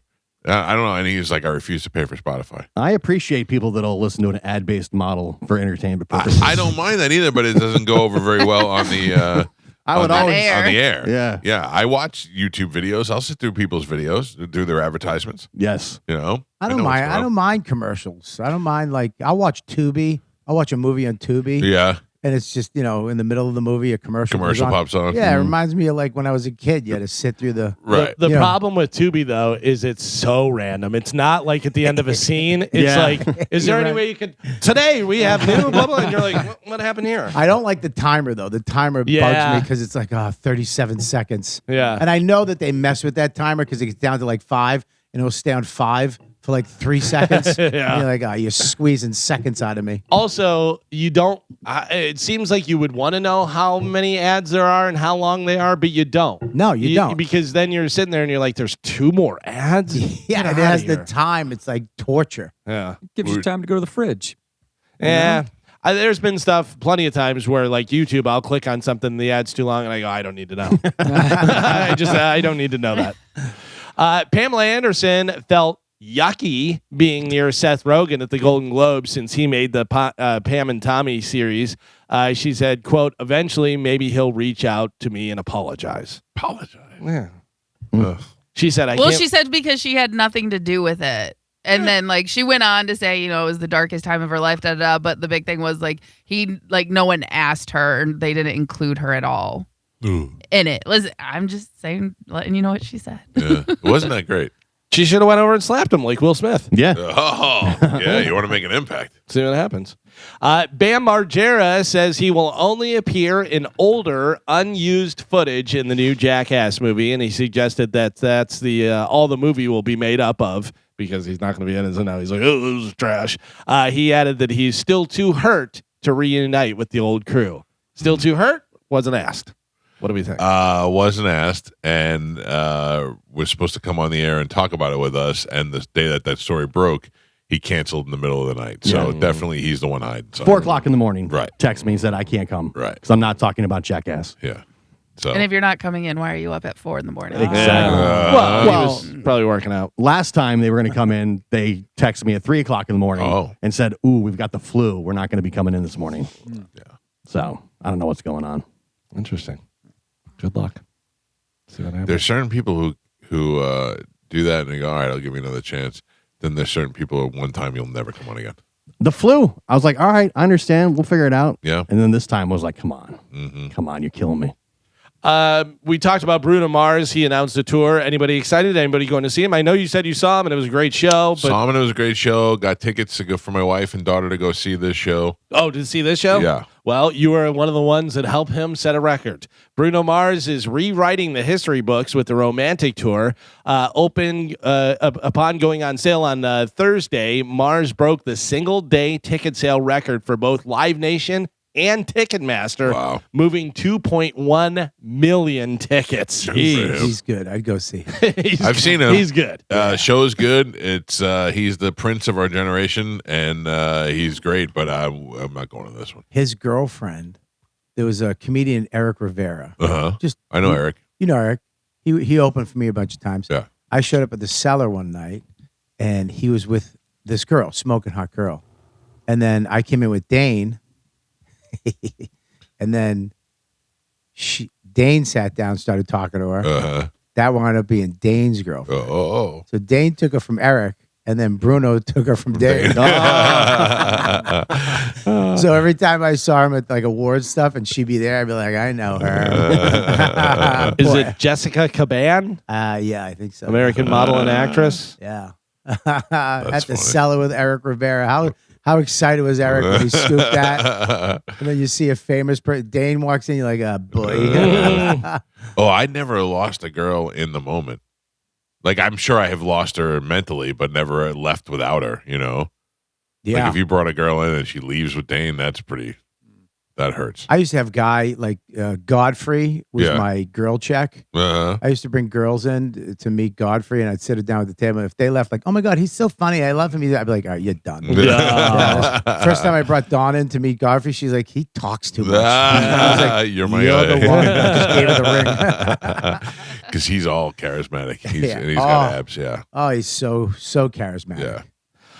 John Mellencamp is hitting the road this summer, and he's bringing his greatest hits along with him. This is a show I like to see. Did you see the promo commercial ad thing that Yeah. they did? No. Him and Sean Penn? No. Oh, it's really good. They're in like a small town, off the side of the highway diner type thing, whatever. And they're sitting, blow smoking, of course, and talking, and his music's playing on the jukebox, and it's hit after hit. And then all the people start singing his songs and stuff because he's debating whether he wants to do the greatest hits. Right. And Sean's trying to tell him that he should do it and stuff. And then they all start singing. He's like, all right. And he goes, dude, it's a greatest hits. It doesn't mean it's a bad song. It means it's a good song. So he's going to be here at the amphitheater on Monday. It's a Monday, August 3rd. Ticket pre-sale begins at 10 a.m. on January 21st. Public sales starting at 10 a.m. on January 23rd. Monday, August, outside, I'm out. Yeah. Really? That's And how you figure things out. And it's a Monday. And it's outside. Didn't you move here because of the weather? No. No, Oh. I moved here because my mother made me move here after high school. Oh. I didn't move here for any. The weather is the one thing I hated about it here. I love living here. I love the town. I love the people. I love everything about it. But the weather is the one thing. Like, I wish to God it was like this for today for at least 3 months.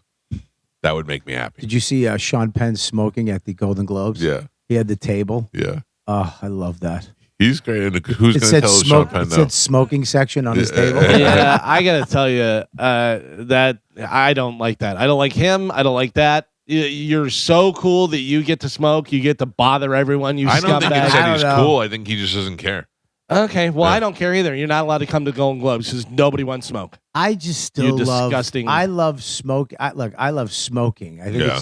I like seeing it in movies when they take out the cigarette. I've always loved the smoker. I don't Mystique. like smoking, but I love just the whole Look. Yeah, just the it look smells of it. terrible and Terrible. it's gross. But when you're Kills watching ya. it on TV, it's fine. I don't know. It's something cool. And, about and some- Sean Penn looks cool when he's smoking. when I see a dude come out of somewhere and light up a butt, I think there's something cool about Yeah, it. yeah. That's what I miss The most. flicking that old lighter. Oh, taking the thing out, packing it on the back. I miss remember packing cigarettes Oh yeah. till it like had like an inch. I never smoked. I just look at him and go, "You're a loser with no self control." That's what I think. I don't Dave know. Chappelle, you have to smoke while you're doing the monologue on Saturday Night Live. Like, you can't wait 5 minutes. I get it. It is annoying. But He I doesn't also have to. I also see the flax Yeah, of right. I'm so famous that I can smoke. yeah. Right. I get That's that. what I you're understand. getting. It was the same with, remember, Colin Farrell used to go on talk shows and swear. Yeah. And they'd be like, "Oh, he's Irish." You know what I mean? It's like you can't control I mean, yourself. dude, you got a valid point, but there's just something cool about Yeah. some dude just sitting in a bunch of Not people. some dude, certain dudes. I would love Yeah. for you to sit next to stinky Sean Penn and I don't just know. have him blow smoke in your face and go, "Yeah, this isn't as cool as I thought." I don't know. I don't mind it. I mean, I smoke cigars, so that's probably why. But Yeah. it That's even doesn't. worse. I mean, cigars. Listen, I had in Vegas. I got a smoking room Mhm. just at the Rio. She was like, "You want smoking or not?" I'm like, "You have smoking rooms?" I was like, "Give me a smoking room." And I went in. I lit up a cigar.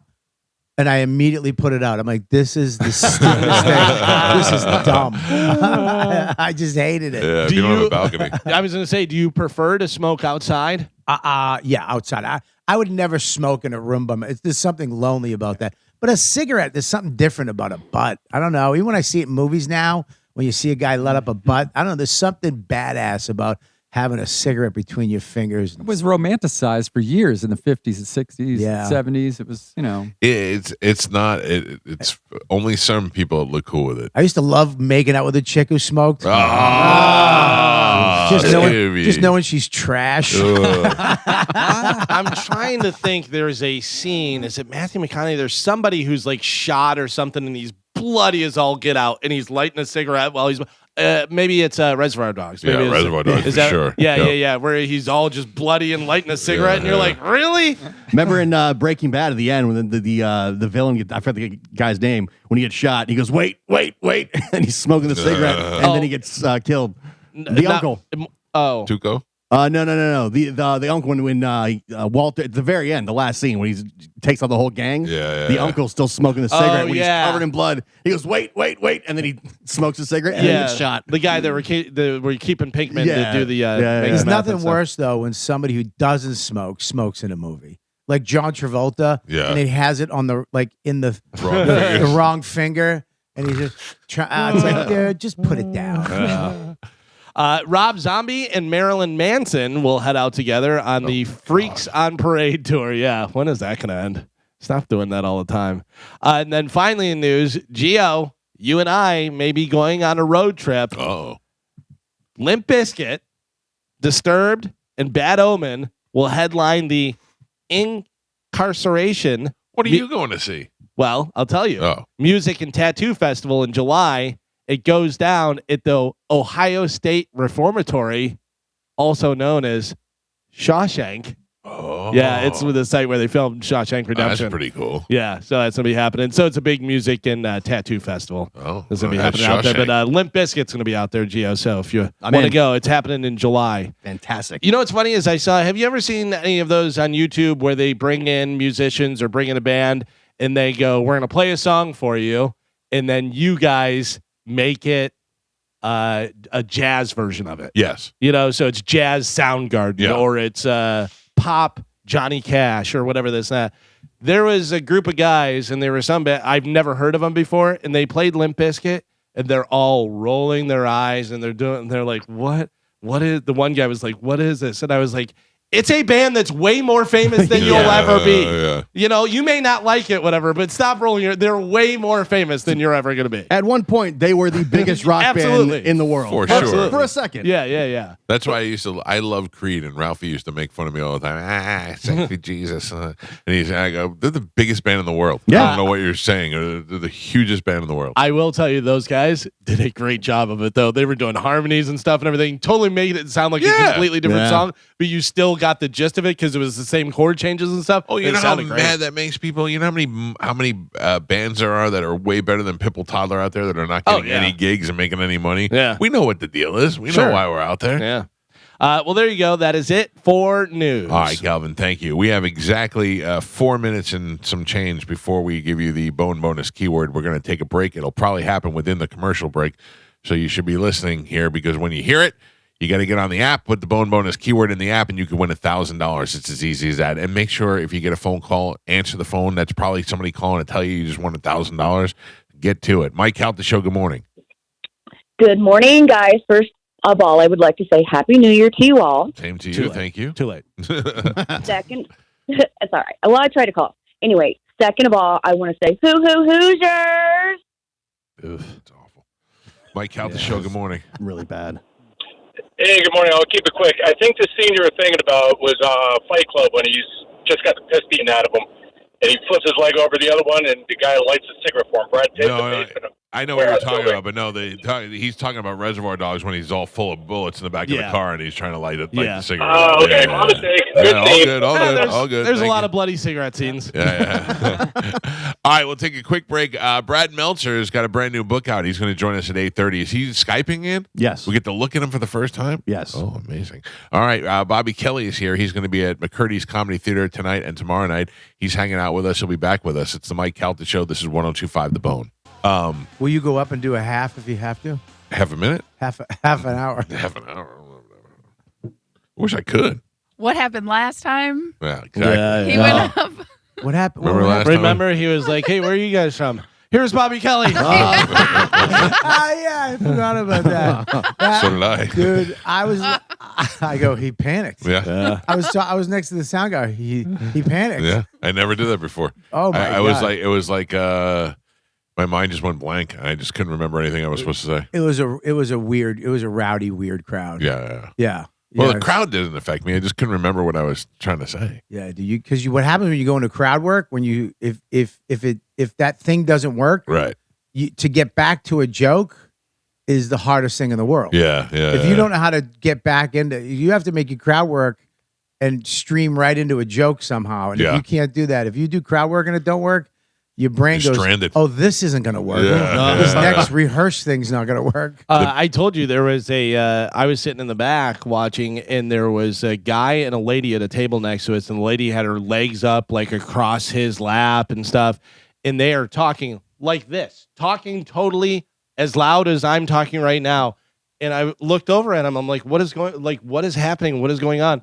And I waited like 30 seconds. Then I got up and I went over to him and I sat back down. My wife goes, "Who is that?" And I go, "I don't know." She goes, "What did you say?" I go, "I told him, you got to stop." I just stared at it. You There's gotta nobody you want more in a crowd than Galvin, because he will police the room. Yeah. Oh, I love do. it. When people talk, I look at them and I just stare at them. Yeah, I'm but like, he "How are gets you up and walks I'm not over walking over. and says, "Stop it." Yeah. Yeah. I mean, you're insane. You're insane for going to a comedy show and talking. Right. Just If stay home. Just stay home or go and stay out at the bar. Like, don't go into the theater part and talk while everybody's trying to enjoy Well, the that's show. why I like McCurdy's. I didn't like it when I first started working because they have a 6:00 show. Yeah. And I was like, this, but it's perfect because people who want to see they'll come in, do the show, then go to dinner. Right. The other people just came from dinner and then going right into a show. So nobody's too drunk. Right. It's perfect. Nobody's trash. When you do a 10:30 show, dude, they've been hanging out since 7. Yeah, and I always thought that would be the ideal crowd. You want the drunk late crowd, but you don't. Nah, not at my age. No. Not at our age. Because also their table talk, they don't realize instead of doing this and saying something, whatever, they're like, "Hey, is there any way tomorrow you can?" You're just yelling, and you're like, Dude, if people don't have restaurant voice, it bugs me. I hate it. Even at a restaurant, when you walk in and the person next to you is, anyways, we were going to go. It's like, shut your face. My thing is the people who are talking on their phone on speakerphone. "Oh, no, it's amazing." I always go, "Who wants to hear that?" And they'll walk by and I'll go, "Who's listening? Who are you talking to?" I had some lady do that in the line at CVS. Yeah. There's like a long line, and she just has the speakerphone on, and she wouldn't even put the thing to her. She just had it like a foot away from her mouth. Listen, I don't want to stereotype. 100% always Hispanic people. Yeah. Always. Well, where I come from, it's a different one. But yes, what you're saying, I don't want to stereotype either, but it's not a white lady. Yeah. Somebody at that phone went, If I'm at the grocery store and I get a phone call and I'm ready to check out, I will just walk around the aisles until I'm off the phone to Yeah. check out, because Yeah. I think it's so rude to Because go you're up courteous. there. Right. Unless I'm like in a hurry and it's usually like I'm getting something for Chad or football, or like I'm doing 100 things at once and I just have to run out of there. But other than that, I will walk around the grocery store until I'm done with my phone call. Yeah, because you know why? You have me behind you going, "Yeah, you didn't know you were going to have to pay. You didn't This hasn't happened before. Oh, what happens after I put my groceries on the belt? Oh, I have to pay? Oh, maybe put your phone down, idiot." I was at the pharmacy the other day, and I'm talking to the pharmacist, and I'm getting my stuff, and this guy comes up, and he's on his phone, and he goes, what time you got? And I go, "Yeah, go ahead." And just stared at him. And the pharmacist started laughing. I go, "Yeah, I'm not here. Help yourself. There's no way you could see me standing in the front of you." This is why Galvin needs the meta glasses to, Yes. to capture all these moments for the world. I told you, I out loud, and I realized it whenever I got outside. There was a lady in Publix, and there's this door where the grocery carts are, this door, and she is wiping her baby down or doing whatever she's doing, and she has her cart and I walk past her and I go, "Oh yeah, I have a baby. I'm more important than everyone else." I'm telling you, we should do a superhero movie with Galvin, but he uses his powers for just small crimes. He's not like an Avenger where Yeah, I got this saving one, Superman. Yeah, little tiny crimes against humanity. You don't even have the patience for a woman with a baby. No. Why? Because she could have moved over to the side. She was right in the middle of the thing, and she thought, "I have a baby. Everyone will stop because I'm taking care of my baby. I don't care about you or your baby, and you're in the way." I should have just whaled my cart right into it. Understood. Yeah, I want to see that superhero movie. Just him with a black hoodie and drumsticks. 800-771-1025 are the phone numbers. we'll be headed out. What are we doing tomorrow? We got an exciting day planned? I Or can tell you what I'm doing. What are you doing? I'm waking up. I'm going to go walk. I'm going to stretch my bands. I'm going to go work out. Yeah. I'm going to go find a way to Bread Bandits. I will take you to Bread Bandits. You all right? So you just can't force me to eat when I'm First there. of all, no one's ever forced you to eat. You can't shove it down my throat. You should get back in the car and eat the bread while just making eye contact with them. Dude, Carmen, we went with the almond croissant. How great was that? All right, And you've I'm been in. into it. I'm already in. I'm already in. It's almost like an oil, like a sweet oil comes out of it. It's so good. Yeah. One time I met you guys down there. Yeah, that's what and I'm you talking guys about. had because you guys just literally had 2 tables full of bread and butter and cheese and croissants. But this is how fat I am. I was like, do we have enough? They showed up. I was like, is there enough to share? Yeah, and then Bobby was like, "Do you want a plate?" I was like, "No, I'm good." We had charcuterie, the baguettes, the croissants. Still, the best thing, I mean, the bread obviously is good. That butter, the French butter or whatever is. There's a difference between butter. There's the butter we get, and then there's real butter. Yeah. And that butter is the key to everything. I could just eat it. Oh, they have the what is the yeast they have is like They smuggled it in here. Yeah, they smuggled in their starter. I don't know if we're supposed to tell that. No, that's why they call it part Bread of the Bandits. story. Yeah. Okay. They had to sneak in the starter, and then they had to keep it alive while they were smuggling it Someone has to be there 24 hours a day. Someone, even when they go on vacation, someone has to stay there and keep that Feed alive. that thing alive. Oh, it's so good. Carmen, I wish I'm you would learn jealous. how to make that. Sourdough. Yeah. Listen, I've seen people, and it's a job. It's just another job that I do not have time for. I know, but it would really be a special skill that we'd have to want to keep you around. I gotcha. Yeah. I know. What's Carmen good for? She's married now. She's kind of old. She makes great sourdough. Okay, keep her. Yeah, she made the breast bread that one time. That was pretty It good. was just bread, just breast regular bread. bread, Breast not breast bread. breast bread. But it was good, right? Yeah. Like, yeah. I miss your meals on Instagram. I don't see you making the old the team Right. meals. As soon as she got married, she stopped cooking. Yeah, what's up? No, so listen, we're just a little busy right now, and my kitchen is an absolute disaster at all times. I'm in and out of the house a lot. Well, at least you cook. I just went into Mike's fridge. There's not an original meal in there. Oh, yeah, no, I've been cooking like It's all containers from somebody else's kitchen. That's about right. There's not one bowl of something. No, we had a very stressful week this week. We were ordering out a lot. Can I tell you, my brother Tim is listening, and he just sent me a voicemail. I had called him, and he didn't answer, and I didn't realize that it went to voicemail. So there's just like 15 seconds of nothing, and I'm in my car, and then there's this. Hang on. Oh, damn it. Hold on, I'll pull it up. Just nothing, and then...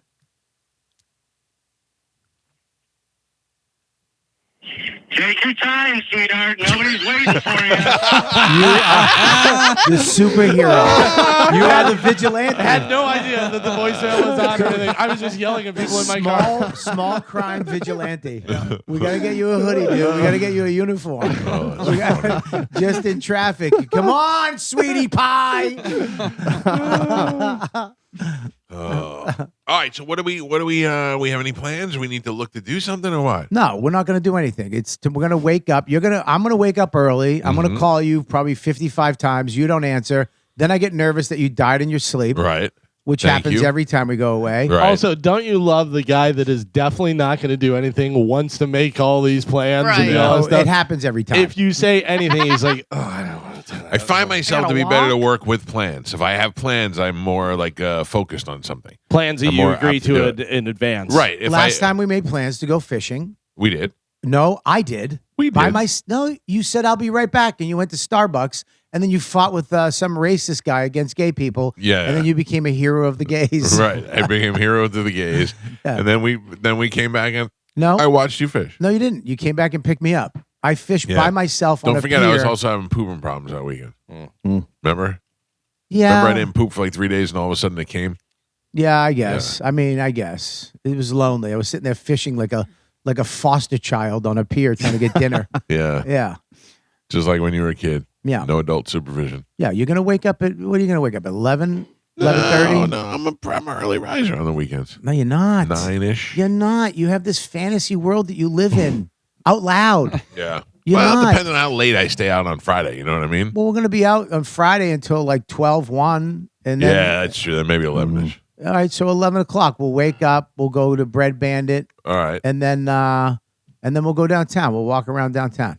What? Maybe they have a farmer's market you can go For to. what reason would we walk around downtown? You said the W word. Yeah. We walked around Punta Gorda, and we went to a market that they had, and Bobby was praying with people. Bobby stopped to pray with some people. It's not that I stopped to pray with people. They grabbed me, started talking to me. Yeah. And I'm very sociable, so I talked to them. Small and talk, Bobby. And then they slowly went into God stuff, which it doesn't. They roped you in. They roped you in with the good. God stuff doesn't scare me. It does. It doesn't scare me at all. I'm like, all right, guys, tell me what you got to tell me. And they started talking, and I was like, hey, man, that's cool. And they were like, hey, can we say a prayer for you? I'm like, yeah, go ahead. I'll take a prayer. Yeah. What am I going to do? No. Yeah, I would be like, The weird part is when they said, let's hold hands. That was a weird part. I look back and it's just like three guys in a huddle. I was like, peace, buddy. I'm out of here on this one. Hey, it was a good prayer. Bobby, can I teach you something that works really well? No, thanks. Yeah. I know, Anything you wanna donate for kids' education? No, thanks. But it's weird because I pray. Mm. Like I pray in the morning. I pray a couple times a day. That's a personal thing. So you know it is a personal thing. So when somebody comes up and says, "Hey, you want to say a prayer?" I feel like my God is like watching. You know what I mean? Can't It's say like, no. I don't know, dude. All right, good. It's not like I was joining a cult or something. where Kinda. they would just say, "Can I say a prayer for you?" Yeah, go ahead. It's not. I mean, a prayer is not a bad thing. And then I But left. Did you know that they meant they were going to pray for you right then? Or did you say a prayer? Yeah, when you go home. You I throw didn't a know- prayer for me. Didn't know it was right then. Okay. But, yeah, well, see, that's how they rope you in. Also Yeah. ask who's your God. Yeah. Oh, yeah. Which God are we talking? Yeah. At the end, if they were like, Hell Satan. Yeah. Yeah, Let 'em in. I should have asked which God it was. I'm pretty Yeah. sure it was close to my God. All right. It was all in right. the same ballpark as my God. Listen, I can't help you in those situations. Well, he didn't have a bone through his nose and a dead raccoon. Yeah. I knew it was close to my God. All right, listen to me. I have to take a break because we got to get some commercials out of the way because we're going to be joined by Brad Meltzer, our number one author friend. All right, our only author friend. He's got a new book out. The book is called Viper, and he's going to join us live on Bone TV and on the radio next on 102.5 The Bone. And staring at his darling face for the first time, this is Brad Meltzer joining us. How are you, buddy? I love that I get to finally see you. Gorgeous, as you expected, correct? You're asking me, or you're asking someone else? I mean, I think so, but it's we've turned away nobody. Yeah. Brad's got a new book out called The Viper, and it is much anticipated. And I know that this is it's so funny. Whenever we have you on, I know I'll see you on TV for the next 3 weeks now. We just did a run. It's been a run, man. It's fun. Let me tell you what a crazy week it's been, because when we did let me tell you what the book's about, because if I don't do that, then none of it will make sense. So a man walks into a funeral home carrying his favorite blue suit. He's got a terminal disease, and this is the suit he wants to be buried in. Okay. But here's the thing, Mike, is that if you go into your local bank and you open up a safety deposit box, paperwork gets filed. Means the government can eventually track it.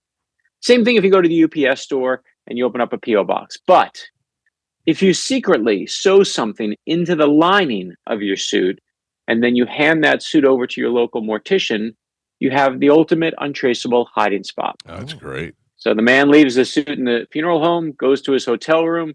There's a guy with a gun waiting and says, "Where is it?" And says, "I don't know what you're talking about." Guy shoots the man dead. That suit's still in the funeral home. You won't believe what's hidden inside it or who's about to find it. And that's chapter 1 of The Viper. See that? But here's the great part. Let me just Go ahead, remind go ahead. everybody. I just want to tell everybody the best thing about Brad's books is you don't have to. I mean, sometimes you read a book. Let's face it. There's not a lot of big readers these days. Although, as my buddy Bobby Kelly tells me, as he gets older, he does more reading. I just finished Cameron Crowe's book, which I could say is the first book I've opened to close in a long time. And but the good thing about Brad's books is the action starts from page 1. As soon as you're in there, the action starts right away. Don't bore us. Get to the chorus. Oh, I said the opening line is, "These were the last 17 minutes of his life."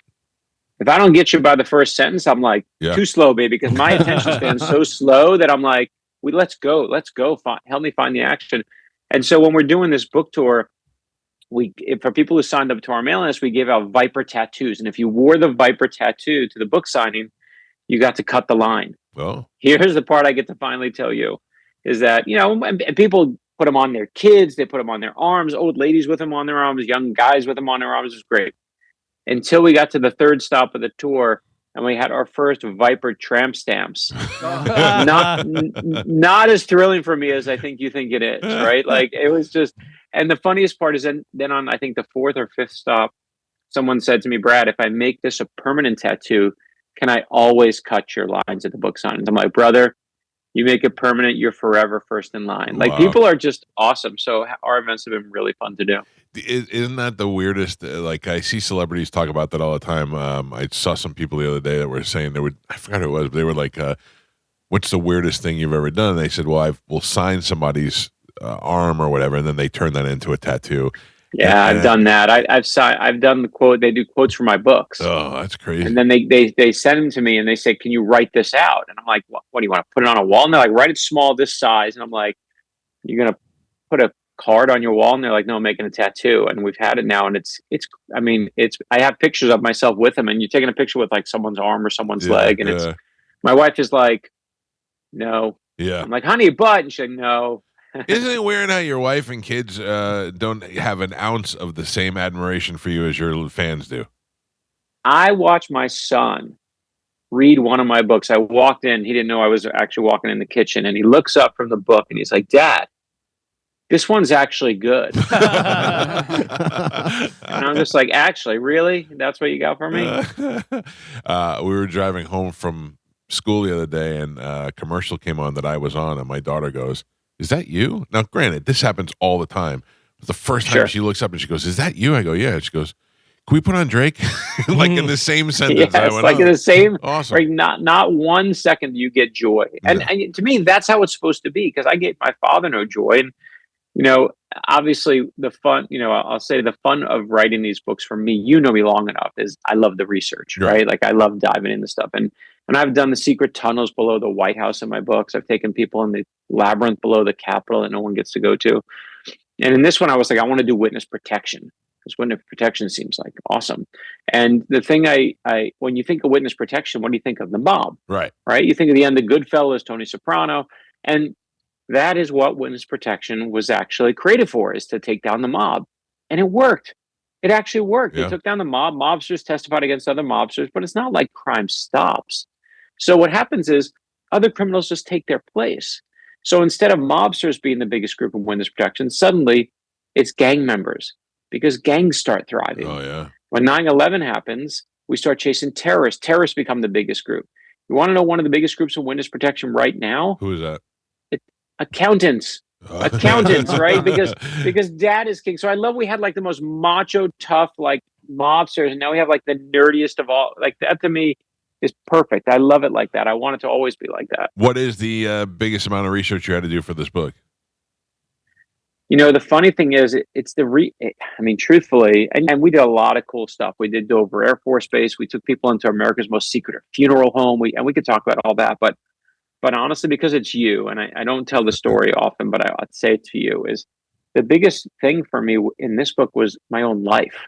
Because the last thing I put in the book was the opening quote of the book.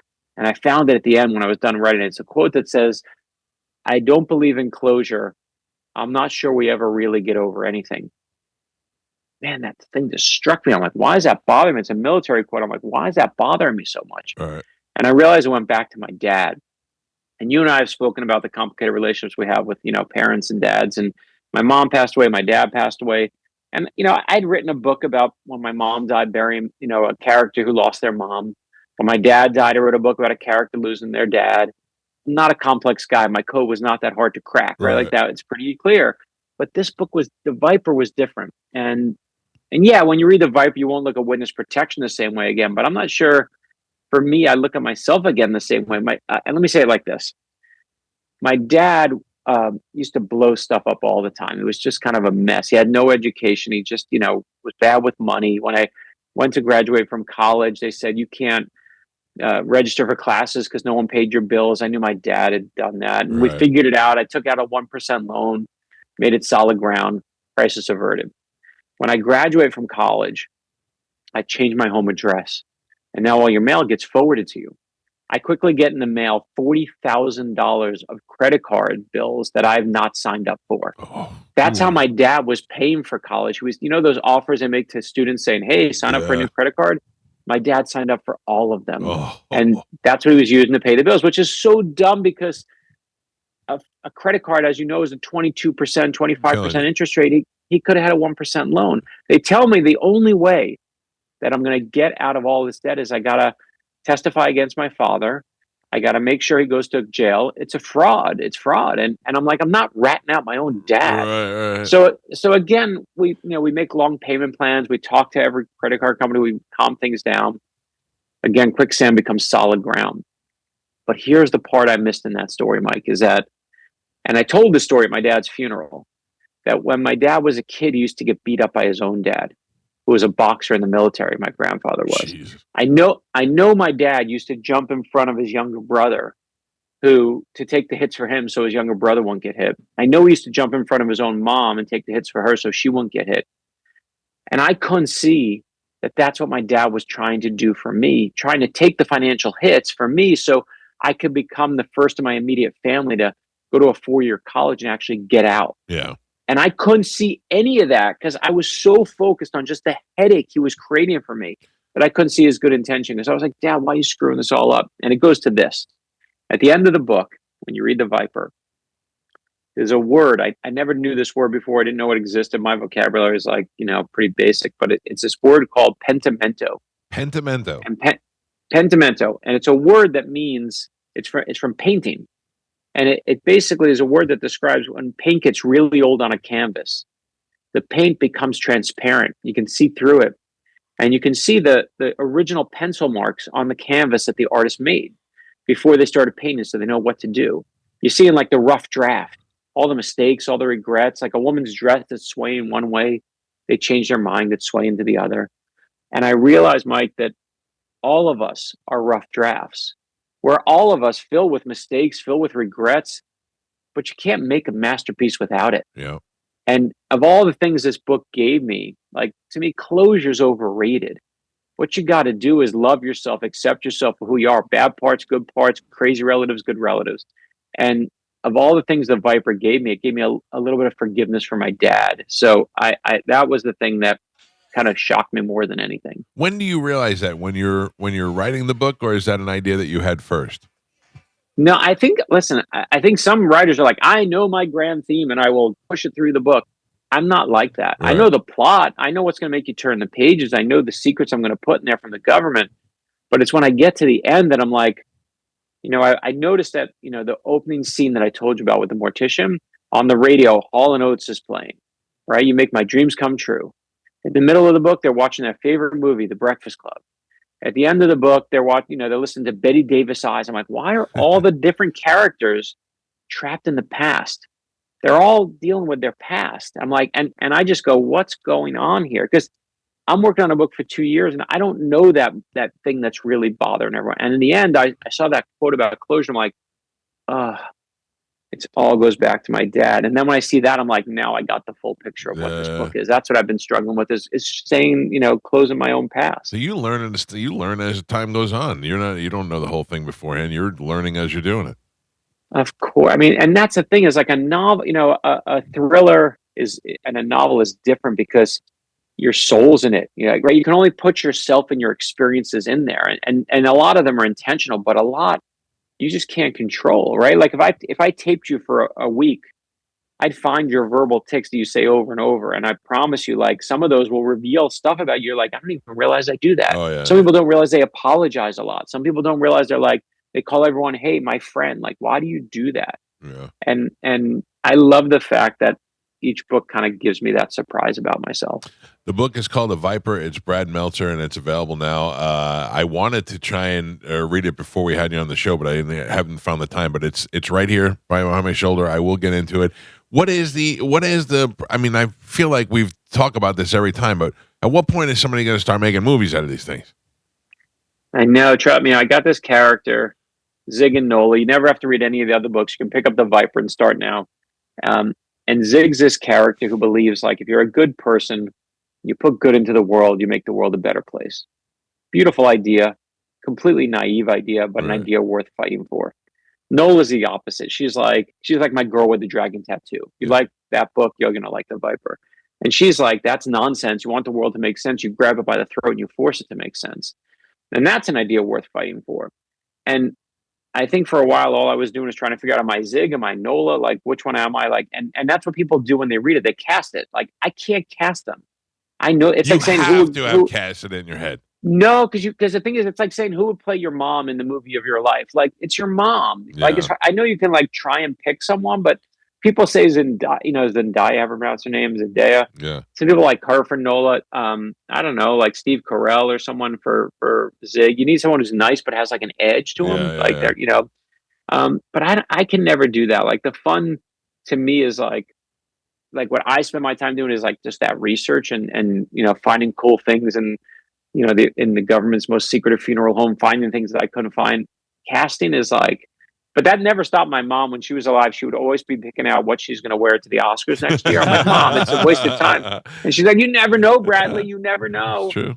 So good. Well, I'm happy for you, Bradley, that you got another book going. It's called Viper. You can get it anywhere. You can go to Amazon, anywhere you're getting books these days, whatever the easiest. I promise, good read, good author, guy who is the only guy we have on that's writing books. So you know that we're giving it a good recommendation.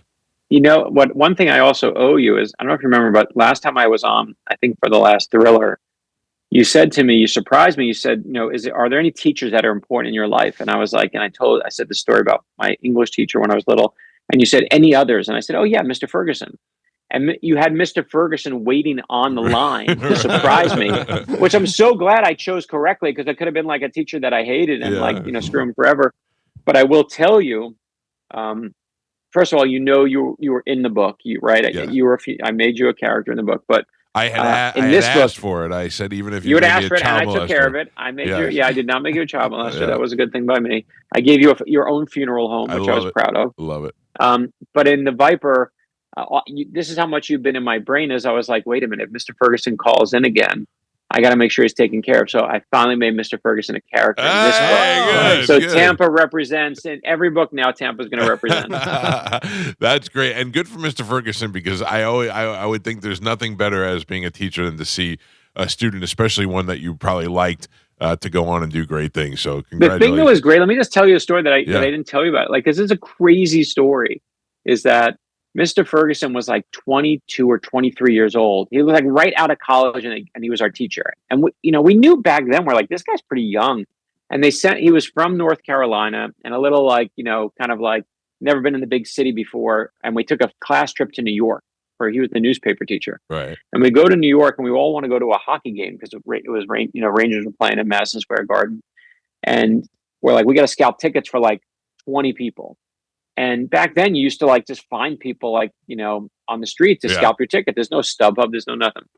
So everyone's like, we all give Mr. Ferguson our cash. So he's got like $1,000 in cash for all the tickets back then from all of us. And we now find a scalper who's like, listen, man, let's get off the street because I'll get arrested. Come in this back alley with me. And I was from New York, so everyone was like, you need to go with Mr. Ferguson to make sure he doesn't get killed. Right. So I was like 17 or 16, and they sent me with the teacher, and I'm the muscle. I'm like, we are totally screwed if I'm the muscle. Yeah. And we go in the back alley, and they say to Mr. Ferguson, they quickly, by the way, spot that I'm the muscle, and they're like, they say, you can't come. You got to get rid of him, meaning me. And they say, put the money in the bag, and then we'll give you the tickets in the bag, and you give us the money. I'm like, they're going to scam you, dude. This is a scam if ever seen one. And they're quickly like, dude, get rid of that kid. He's out of here. And I go back. They literally said, won't do it until I leave. And I leave, and I'm like, everyone's like, where's Mr. Ferguson? I'm like, he's guaranteed dead. He's definitely guaranteed in that alleyway. But we did get our tickets to the Rangers game. You did? We did. Yeah. We did. Oh, and you know, can I tell you one more story? There's no code among ticket scalpers. I don't know what there is. Well, yeah. We literally said, sometimes you just have to trust a mugger. Yeah, you got to put your faith in. So wait, here's one other story I got to tell you. This just happened. The craziest story.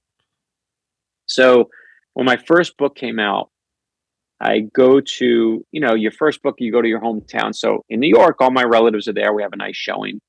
I go to Florida because I'm from Florida. I live in Florida now. Nice showing. And then they send me on the road.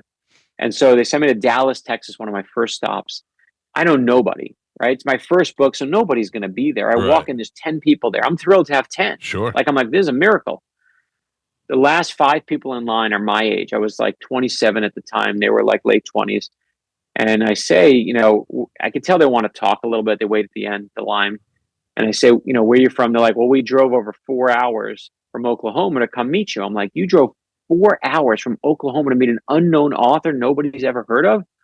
And I said, where are you staying tonight? And they said, we have no money, so we're going to drive back. I'm like, this is crazy. I'm like, let me take you to dinner. Let me at least do something nice for you. You came here. So they're so appreciative. We're walking out of this Barnes and Noble that we're in. And I can see at the door when I get to the Barnes and Noble is a representative from our publisher. And I didn't see her before. I'm like, what are you doing here? And she says, they wanted me to check how you were doing. I'm like, she was spying on me to make sure I didn't screw it up when they put me on the road. And she says, what are you doing? I said, well, I'm taking these nice readers to dinner. And she says to me, you can't do that. They're going to murder you. And I'm like, they're not going to murder me. It's fine. And she's like, it's fine. And she said, well, now I got to come to dinner to make sure they don't murder you.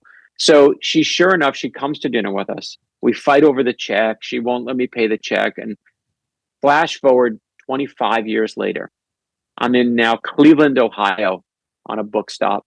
This guy in line says, Brad, I've been supporting your books for 25 years now. You want to know why? I'm like, I have no idea why. And he says, because 25 years ago, you bought me dinner in Dallas, Texas.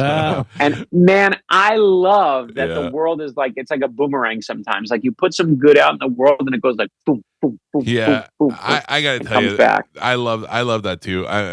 Part of me is, I'm not embarrassed about it. Part of me, I'm a huge asshole. But for the most part, I do find when you do the right good things, it definitely comes back and it goes around. And especially if you take care of the people who take care of you.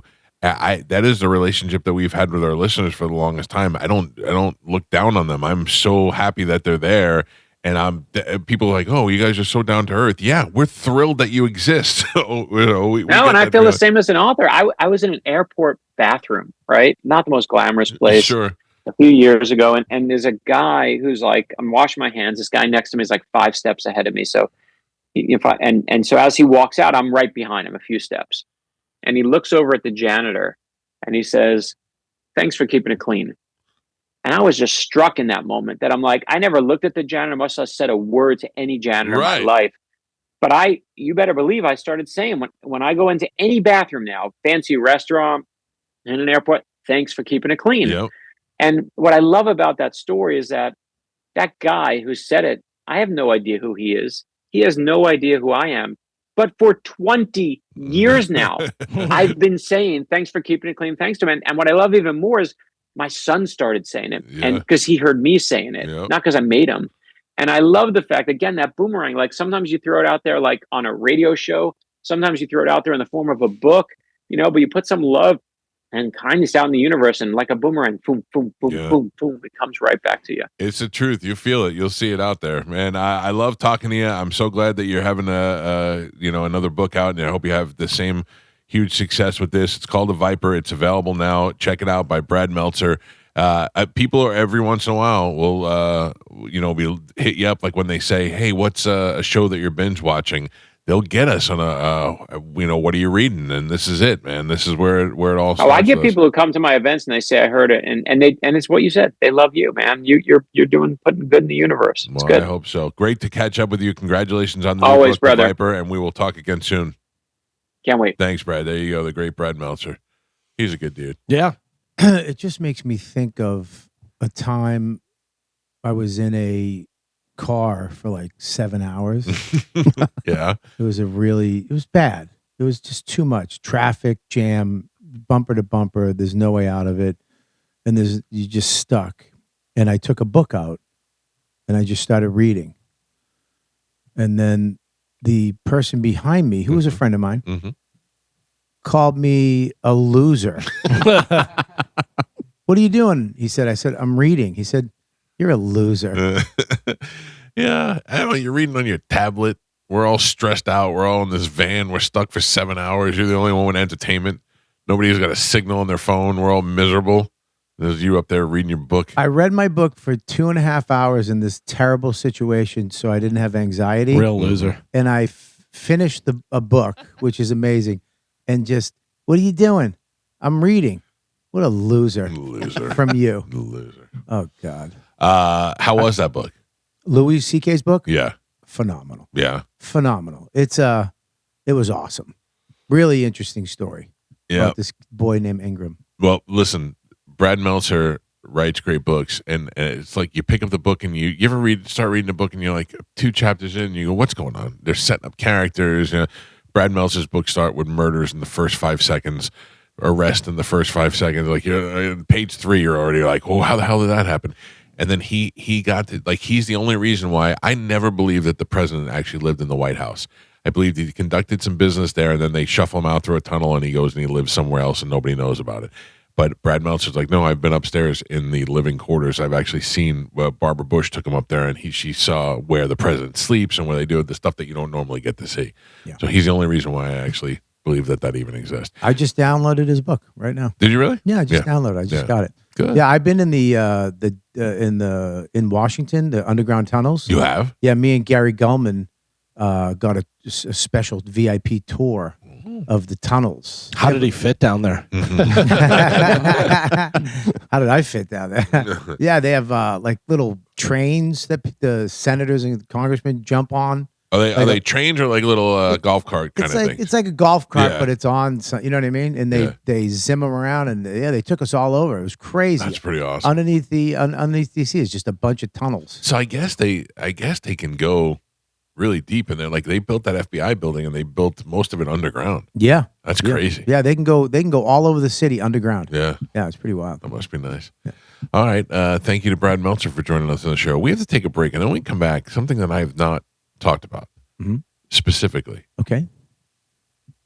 While we were in Costa Rica, Yeah, we had a great time. great time. Oh, And then when me and Don and Max had a great I time. had a great time. All right. I we up went my ziplining, standards. hanging bridge, I hung out in a surfing. hot spring. I had coffee. Got to sit in a bunch of Coffee places. sit. You did 2 things that you do here. Yes. Yeah, you did. In another country. Anyway, when I left, I found out that my number one best friend also became a superhero. Yeah. I will tell you that story when we come back. It's the Mike Calta Show. This is 102.5 The Bone. I just booked a nice little restaurant. I'm going to go and get dinner before. Where are you going? What do you got? Don't worry about it. You can't. Yeah, come on. What do you think? Throngs of people are going to show up at the No, I restaurant? just don't want you to shop. Oh. Oh. Jerk. We had a good meal last night. We went to Fleming's last night. Fleming's. Your son was the host. Yeah, Looked great. He looks good in a suit. he does. Yeah. I feel all night I felt guilty because I feel like it was like I was setting you up because I was telling him how surprised how when we were kids we made like $5 an hour. Right, yeah. And Joey makes a ridiculous amount of money an hour compared to that for an entry-level job. You know what I mean? But to think when we were kids, if we would have made that much money, I mean, as an adult, I didn't. Before radio, I didn't make that much money. And I said, then all my friends come in that see him, and they all tip him to do nothing. They go, yeah.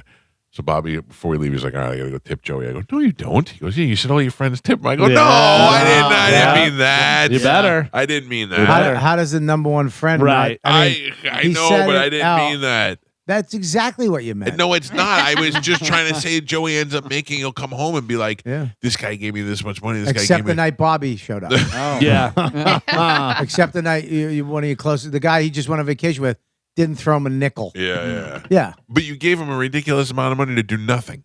You told me. I didn't. I tried to tell you not. everybody Yeah, does. but I didn't tell you you had to. You're not in the same. You know, Pete's not doing it. Yeah. Pete's not giving Joey money. He is now. No. He is. Now we all are. You set a precedent. This is great. This is a great little racket we got going. you probably I have get 10%. Exactly. Yeah. No, I gave him a little tip. It was nice. He's so.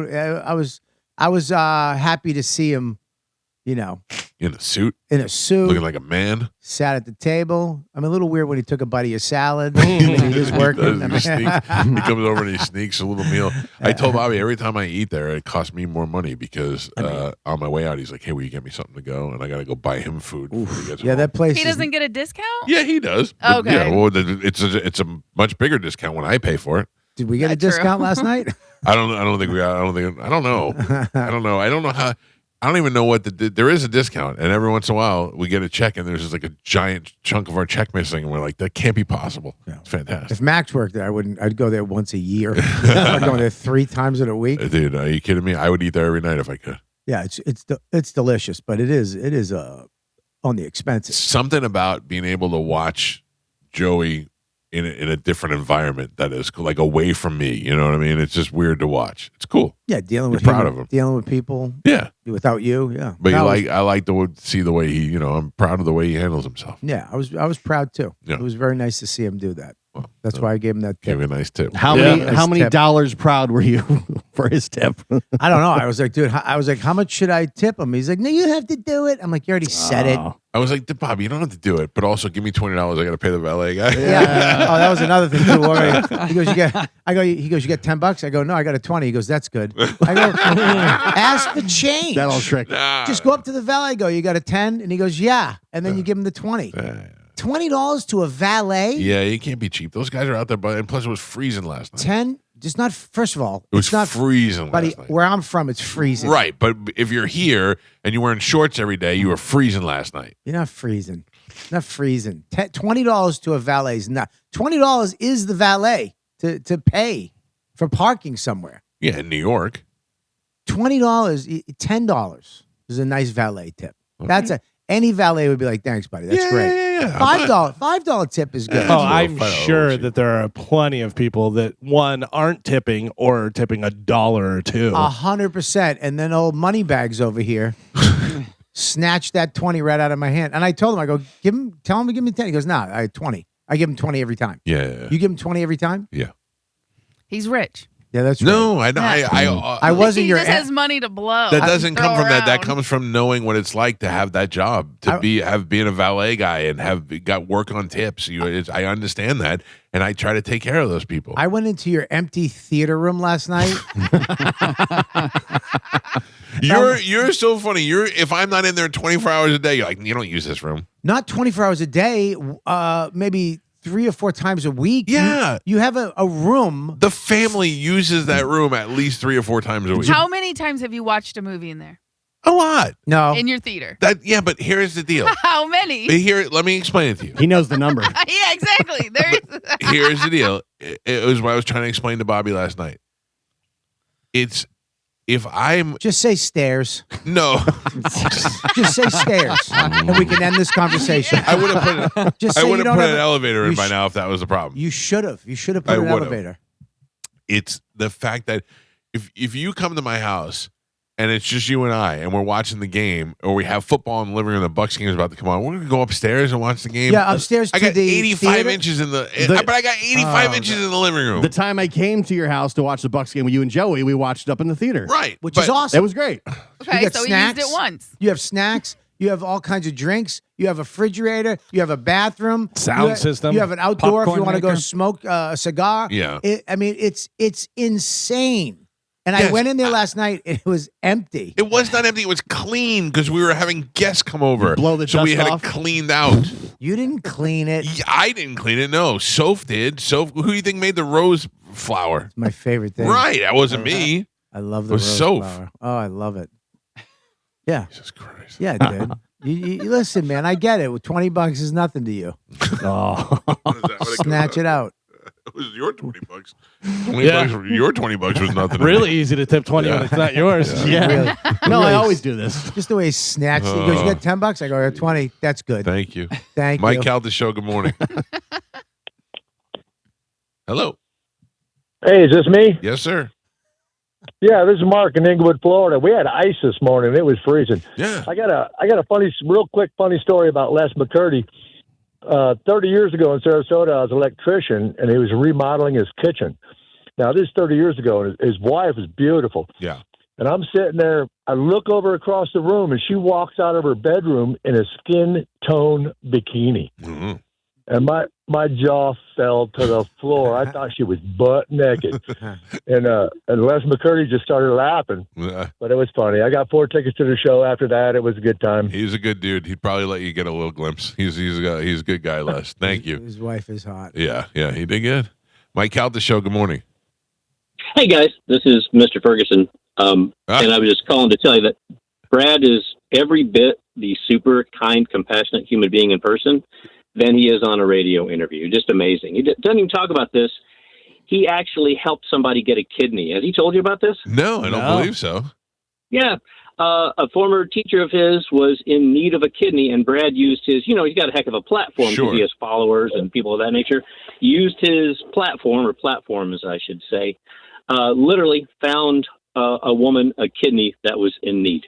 That's great. He's genuinely a good guy. We have talked off the air. He sent me Christmas cards. He'll send me emails every once in a while. He's genuinely a great guy and a great writer. And I'm happy that we have a relationship. 100%. You should take all the credit, Ferguson. You did it. If it wasn't for you, he would have never made it out of high school. Absolutely not. I'm a cog in the wheel, but thank you. Good hearing from you, buddy. Thanks. And that's the thing. I used to say to him, I go, Brad, when you write a next book, will you name a character after me, even if it's a child molester or a Nazi or something bad? I don't care what you can name. And he named a funeral home after me in his last book. That's funny. That is great. Isn't that great? Awesome. That's my claim to fame. I'm the guy most mentioned. I've been mentioned on more podcasts. I heard Bennington was talking about this yesterday. You guys were talking about me vacationing on the regs. Bert talks about me on Rogan all the time. I'm the most talked about guy. I got mentioned in books. That does nothing. I get no award. There's no award. Stephen King's book, they mentioned the show. Yeah. Stephen King's book, yeah. Did he really? Yeah. That's right. Like legit. Mentioned the bone and everything. Well, I don't want to be a loser and read it, but you loser. Tell me the story about how you became a hero. Well, you guys left a day early. I don't know why. Because my wife had to work. He was done. Yeah. You know why. Yeah, I mean, what were we going to do? Sit more? Yeah. He had an appointment to sit at his house. Yeah. And Dawn, we did a lot of stuff. Yeah. But she was like, I want to go. She wanted to rent a car and go explore more of Costa Rica. So I was like, okay, whatever you want to do, I'll do. I don't care. So we rented a car, and in the car rental place, we were like, hey, we want to go to other beaches north. So the guy was like, okay, Flamingo Beach is beautiful. Playa Grande is just this gorgeous beach. And he's like, well, there's a beach in between there. All right. It's a local beach. You guys should stop there. Just stop there for a little while, then go to Flamingo, come back down to Playa Grande for the sunset, right? So great. So we jump in the rent-a-car. We go over to this beach. I forget the name of it. It was in between Flamingo and Playa Grande. But as soon as we get there, I'm like, this is local. Like, there's no tourists. It's all no horses and no, there's no horses. Nobody's selling arepas on the side no of the road. Surfboard. There's and we get there. But I love that. I'm fine with that. We get down. You would have hated it. Yeah. So we get down to the beach. Nobody's serving drinks on the beach. There's nothing. Yeah. You can't get anything. Out. You have to walk to like a local store to get, whatever. So we plop down and like there's a family over here to the left, and there's another 55 people over here, and so we're hanging out, and I lie down. I immediately go to sleep. I'm exhausted, so I lie down on the beach, and but if you look, there's no surfboards. There's very little people in the water, right? And the families are kind of dispersing a little bit because we got there around 12:30 or so. And I fell asleep, and then all of a sudden I felt something on my back. Like I thought Don and Max were throwing like a leaf or something on my back, and I didn't want them to get me, so I just took it. Still pretended to sleep. Right. Around 15 minutes later, I just felt something grab my back, and I jumped because it hurt. Yeah. I jumped up. There was like a 3-foot lizard just sleeping on my back for like 20 minutes. It was just, I thought it was a leaf. Yeah. I didn't feel its weight, and I jumped up. Nobody gets a picture of that? That would have been great. I have a video of the lizard. Oh, you do? I'll send it to you. but I was all alone. I screamed. Let me tell you something. You think you'll act a certain way when something happens? I went, ah! I screamed so feminine, and I looked around, but nobody was really acknowledged it. There was this family. Right. So then Dawn comes up and she's mad. I think she yelled at Max because the waves were really big. Yeah, at this beach. Current was bad. I mean, it was a little dangerous. We didn't know any of this stuff. The waves are coming in. She got hit by a wave, and I guess Max saw her coming and didn't tell her, so it just raped her. You know what I mean? She got wave raped? Yeah. You see a woman get sexually assaulted by a wave. Just comes out, one boob's hanging out, little hair showing down Fat there. lip. Yeah, she was mad. I was like, I'll go play with him. So I went into the water with him, and so we're just messing around, and then all of a sudden, I just hear, "Help her!" And this little girl was like panicked, like run, like trying to get in from She's the trying water. to come into the She's shore. coming into the shore, and she keeps like she's going that way, but pointing back. She's like, "Help her!" Screaming at me.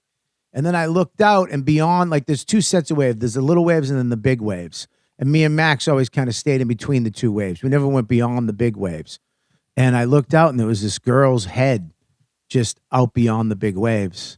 And there's such an undercurrent there, Yeah, it pulls you undertow, so that it just keeps bringing you out. The waves come in and keep sucking you out. And I looked around. Believe me, I looked around for somebody else. First thing I did was look. Surely there's got to be somebody else that can handle this. 360 degrees. You know what I mean? And I just swam out to her. And as soon as I swam, I got like 3 feet away from her. She was like her chin it was just her head from her chin up, and she was just struggling to stay up. Wow. And she didn't even speak. She was looking at me like in pure terror. And where's this kid's family? Dude, I don't know I don't know what's happening. I just did it. I went out, and she's looking at me like, like she couldn't even talk. Yeah. And I saw her as soon as I came close to her, she went for me. Oh, she tried to grab you? And I was like, yo, you can't grab me. We're both gonna die. Right. And I believe it or not, swimming out there. Are you swimming now, or are you like kind of walking a little? No, dude. The thing about this beach that I didn't know that it goes drops off deep. It drops off quick. So it's shallow and then drops out, and you're just above your head. So I told her, I go, listen, just stick your hand out. I'm going to grab your hand. So she stuck her hand out, and I grabbed her hand. I go, all I need you to do is kick. Just kick. And we started kicking. I started side stroking back in, and it sucked. Yeah. Because it was like. Because you're fighting the current, so you feel like no matter how hard you kick, you're not really moving. And I'm trying to calm her down, and I never know what to say. Yeah. Like, even at Max's games, I just yell. I don't know plays, and I just yell, good people, things happen to good people. Good ball. Yeah, I don't know what to say. I'm just like, God works in mysterious ways, Max. Right? So I'm just like, I started saying, I'm like, you're a mermaid. I'm like, is that what you're saying there? I don't know what. So I'm like, it's like you're a mermaid. You're just kicking. Just keep kicking. You're doing so good. That you're doing good, and I just keep repeating myself because I just trying to keep her calm. Yeah. Are you saying that to yourself? You're a mermaid. Keep kicking. No, I was like, you're a beluga whale. You can do this. So we're coming in, and we're making very little headway, but we're getting in. And I'm just trying to keep her calm. And nobody sees that this. The first thing I would notice is, where's my daughter, and why is my daughter swimming with this strange man in the middle of the ocean? Well, then we were getting up to the big waves, getting closer to where they break, right. And then a man came in. He was like 6'6", huge guy, comes running in, and I'm like, in my brain, I'm like, thank God, it's her. Wouldn't it be great if he just started stomping your face? Well, leave my daughter alone, scumbag. He came in and grabbed her hand, but immediately dropped down, and he just went back. Yeah. So I'm like, he gave up. Well, he got sucked in. I don't know if he could swim. Oh, I don't know, but the white guy. Oh, Bob. And no, dude, that was the first thought. The stereotype's real, and he kind of went under, and then had to let go and kind of go back a little bit, and I was like, damn. And then this other guy came out. And he was like a Spanish dude, and they both kind of worked their way over to her and grabbed her. But at that point, I wasn't. I was kind of like, dude, I don't know if I'm gonna make it back in. But the other guy that kind of grabbed her was Spanish, and I'm like, I'm just trying to think. I've been doing Duolingo for 306 days, and I just went, help, Ayúdame. That's all I might go. I might need help, Help, That's all I help, dude. Everything shot out of my head. I didn't know anything. So I'm like, hey man, I might need some help, And he just ignored me, and they just took her back in. So they just left you in the water. Well, because dude, she was a 13-year-old, 14-year-old girl, and it's his daughter, and they didn't. I couldn't express it the way I wanted to express it. Like, dude, I don't know if I'm gonna make it. So I just had to put my face down and just start swimming. Just because I'm not, the whole time when I got to her, I immediately saw her face, and I was like, I don't know. I don't want to die in front of my kid. I don't want this girl to jump on my face. Right. Sink you both. And yeah, I don't. And then when we were coming back in, I started to panic a little bit because I was like, I don't know if I can do this. Also, you're not gaining any ground. Yeah. You're swimming and you got the kid and you're not gaining any ground. And nobody could see you. They say you're supposed to go with the coastline to the right. Well, it wasn't a rip tide. It was just an undertow. I don't know if it was a rip tide. What's worse, dying in front of your kid or letting a girl go so you don't die? Oh. It's 100% what was running through my mind. Like if there's a point you might have to let her go. It's a tragedy, and all. Me going out there was, if I don't save this girl, it's gonna suck for everybody forever. Save yourself. You're a mermaid. You can do it. So we brought her back in. They brought her back in. Then I finally made it back in.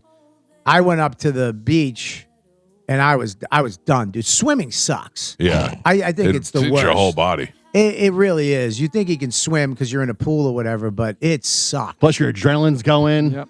Dude, and then the father came over to me, and he she came over and hugged me and said, thank you so much. And the father came over. He didn't even hug me. He held me. It was like, but he was so tall, like my head was at his navel. So it was just, I was like, all right, I'm cool. Like we got to stop. There's people from a distance just saw two guys hugging like that. And then I came over to my wife, and she started crying. Your wife did? Yeah. Her husband's a hero. So she was like, we weren't supposed to be at this beach today. Oh my God. That's right. All the things. She goes, God put us here. She's like you. She doesn't believe. She never talks about God. She's like, God put us here to save that girl. And I went, God had nothing to do with it. I did it. He didn't do nothing. It was all me. I mean, even in that moment, she couldn't give me the credit for what I just did. She had to hand it away to old God. It's a good thing you prayed with those guys. That's right. That's right. Oh, man. But you were the right person in the right moment at the right time. I was the wrong person at the wrong moment. Somebody else absolutely should have done that. Would you have rather been given the lesbians like Mike was? The lesbians? I would have had a baby right now. I would have someone to go. Yeah. Side note, what would you have done if the lesbians would have asked you to be the father? I would have said, yeah. Shut up. You would not. Would Dawn care? No, she loves lesbians. She would have friends. I'm going to visit the girls. But you would be okay with having a kid in the world that you had no part of their life. I've actually been asked this. When I worked with mentally handicapped. How do you say it again? What's the other word for retarded? Mentally challenged? Mentally challenged. Okay. No, because when I worked there, it was when I first got there, they had just changed from retarded to mentally retarded. Right. And then while I was working there, it went from mentally retarded to MH. You had a MR. What is the best clip of anybody saying retarded? I don't know. Oh, I know. What? Oh, hold on. I'm thinking because there's two things. There's one is whenever Craig Gass does does Lars. No. His whole pretty family. Funny. That's yeah, but there's another one. What is it? It's from a TV show. Oh, I know exactly what it is. Which it's one? Quantum Leap. No, that's good too. That's good too. I forgot about that. No. So it's the I forgot the name of the show. It's the one that Archie Bunker did, where he's the cop, like the cop in the South. Yeah. What's the name something of that show? Shade Heat. Something in the heat of the night. Heat of the night. Yeah. It's him, and he's a sheriff, and he's with the deputy and with the other guy, and they're like, "You had sex with Susan Powers," And he goes, so there ain't nothing wrong with that. She's 18. And Archie Bunker goes, she's retarded. But then there's also the Quantum Leap where it's Scott Yeah. Bakula, and you know how he jumps into the different bodies, whatever, and then the reveal, like he'll look in the mirror, whatever. He looks in the mirror and he turns and he goes, I'm retarded. There's just things that just didn't hold up. Yeah. Didn't hold up very well. But Bobby Kelly, you're a hero. I had the just to get back to that. Yeah. The lady that was my boss was a big old lesbian, Right. Cindy, and we were close friends. She was awesome. She was the best. I loved her. And she came to me after I was working there for a couple of years. She came to me. She goes, I would like you to whatever it is, father my child. I want to have your sperm Right. to have a baby. And I go, let me think about it. I thought about it. I was like, I can't. Not with you fat lesbian. No, not that. It Oh. was like I would do it now because I love my son. I was going to say, you didn't have a kid at the time? Yeah, Right. I'm not throwing away my Obama with like, my Sly Stallone or whatever. You know what I mean? You think that that first one, that's your son. Yeah. I don't want to give. What if my first son with her was like Larry Bird? Yeah, You give know her what the I good mean? one. Yeah. Yeah, I'm not rolling the dice. Right, What if right. it comes out and you get the Elon Musk and I get, Who knows? I mean, I got two. I get idiots. Luis What if Gomez. What if my third one would have been the good one? You don't know. Yeah. You don't know what, because it is the guy's little spermie that is the deciding factor, I believe. I know. That's why Carmen's constantly saying she doesn't want my unhealthy sperm. Yeah, but you don't know. You could have got the one, Carmen. You don't know. So Yeah. that's why I wouldn't do it with her, because Yeah. I got to have a baby first and then I'll roll the dice. So I now couldn't do that now. I'd love to be able to help them out, like to give them That what would they want. It would suck if you did do it and that kid changed the world. Yeah. And you had nothing to Nothing do with to it. do with it. Yeah. He becomes the next Elon Musk and I can't even contact And him. they're just behind him and everything. When he's and he's like, my mother's told me that. My mother's raised me. My mother's did this. You did all this. You must have a wonderful father. I have no idea. I have no idea. They say he was an adventurer from South America. I heard he wore Crocs. Oh, Yeah, dude. I that was a crazy day, man. Crazy day. that is Like that crazy. girl, 100% that girl would have been dead. 100%. And there was nobody else around. Can I tell you though? Yeah. I don't understand. Like, I am paranoid when it comes to my kids, and they're old enough to take care of themselves now. But there's no way that my daughter would be missing that long without me knowing where she is.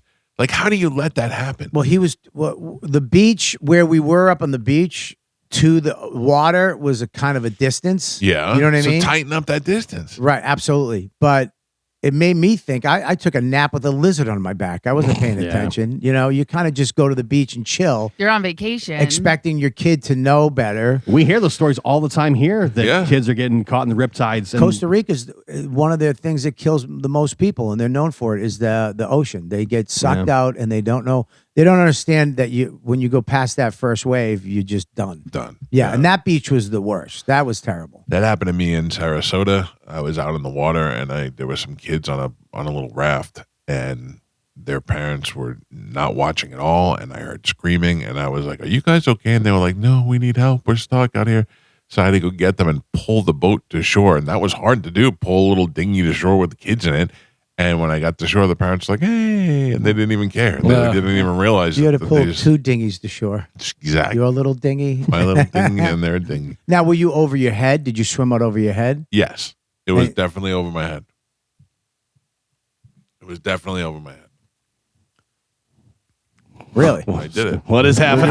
What's going on? What is happening? The whole Man, show I just had this to give the me whole a- show just Amanda stopped, came in. right? We have to leave right after the show, and I needed Amanda to give me my steroid shot before we leave. You don't do it yourself? That's what I say to him too. Are you? Do you do anything?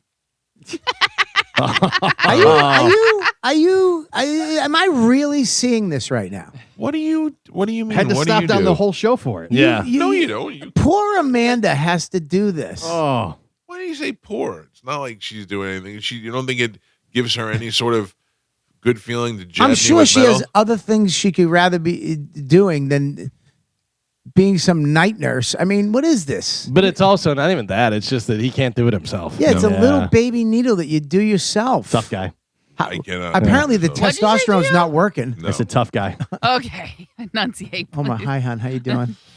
Thank we you, did- Amanda. I'll whoop everybody's ass unless Yeah. they have a tiny needle. What were you gonna say, Carmen? I would say we do need to take a break if you want to All right, let's do recover that. from your shot. Yeah, we'll do that, and then we'll come back. I'll hit some phone calls before we get out of here. 800-771-1025. It's the Mike Calta Show. This is 1025 The Bone. Hello there, it's your man, myth and legend, Medicine Man. Medicine Man, what do you got going on? It's cold outside. What's your plan? All right. What's your plan for the weekend? I have to figure things out. There's not a whole lot of stuff going on in major concerts this week. Yeah. Except for tribute bands playing at OCC, and of course, got nothing more playing at Janice Tuesday coming up. Mm-hmm. Pretty slow. And pretty slow. And next week, I think there's a Metallica tribute band playing at OCC Hardwire. Yeah, that's a Galvin. The 24th. Yeah. All right, well, stay warm this At the end weekend. of the month, you got, and at the end of the month, you got Geotape playing at USA Hall the 30th. I feel like Medicine Man's like a strawberry, like one of those trees. Like we should wrap him when this weather happens. Yeah, so we his should get out hair- there with a tarp his so hair he doesn't freeze. break off. Yeah. OCC is pretty far. I know it's not an ideal day to go to the beach or jump on a jet ski, wearing a Speedo, riding into the waves in the wind today either. Oh, were you going to jump on your jet ski? No, I just making bizarre suggestions. Yeah. All right. Well, have a good weekend and stay warm, Medicine Man. We all should. There's plenty of things to do in store. Go to the movies or maybe watch football games and stuff like that. Okay. All right. Hope you find one of those The things to playoffs. do. All right. We got it. It's like, All right. All right. See you later. It's like talking to my mother. Okay, take care. Have a good one. All right, You see you too. later. Bye. There you go. My mother always has something to say after I say After goodbye. you say it, Anyways, did you know that Carol's dead? yeah. Mike Calta Show, hello. Good morning. Good morning. Hi. Hi. Yes, I was going to say that y'all missed one of the best lines for the retard word, and it was in Hangover. I don't remember. What's the line? It was when they were in the car, and the Zach Galifianakis said he was a retard, and they're like, "What?" He's a retard. And they're like, "Dude, retard." Yeah. Retard was good. Thank you. All right. Last call. Good morning. Hello. Hey, how's it going, guys? This is Matt. Love the show. Thank you, Matt. Hey, I was calling to see my 5-year anniversary is on March 12th, and I was wondering if I could possibly have the Reggae Rise Up tickets Carmen, on my can anniversary. we give this guy Reggae Rise Up tickets? Let me double check. This is all up to Carmen, sir. Well, if we have them, Yep. we have our last pair. All right. There you go. All right. Congratulations. I'll put you on hold. It may take a minute. Carmen will grab you and we'll hook you up, okay?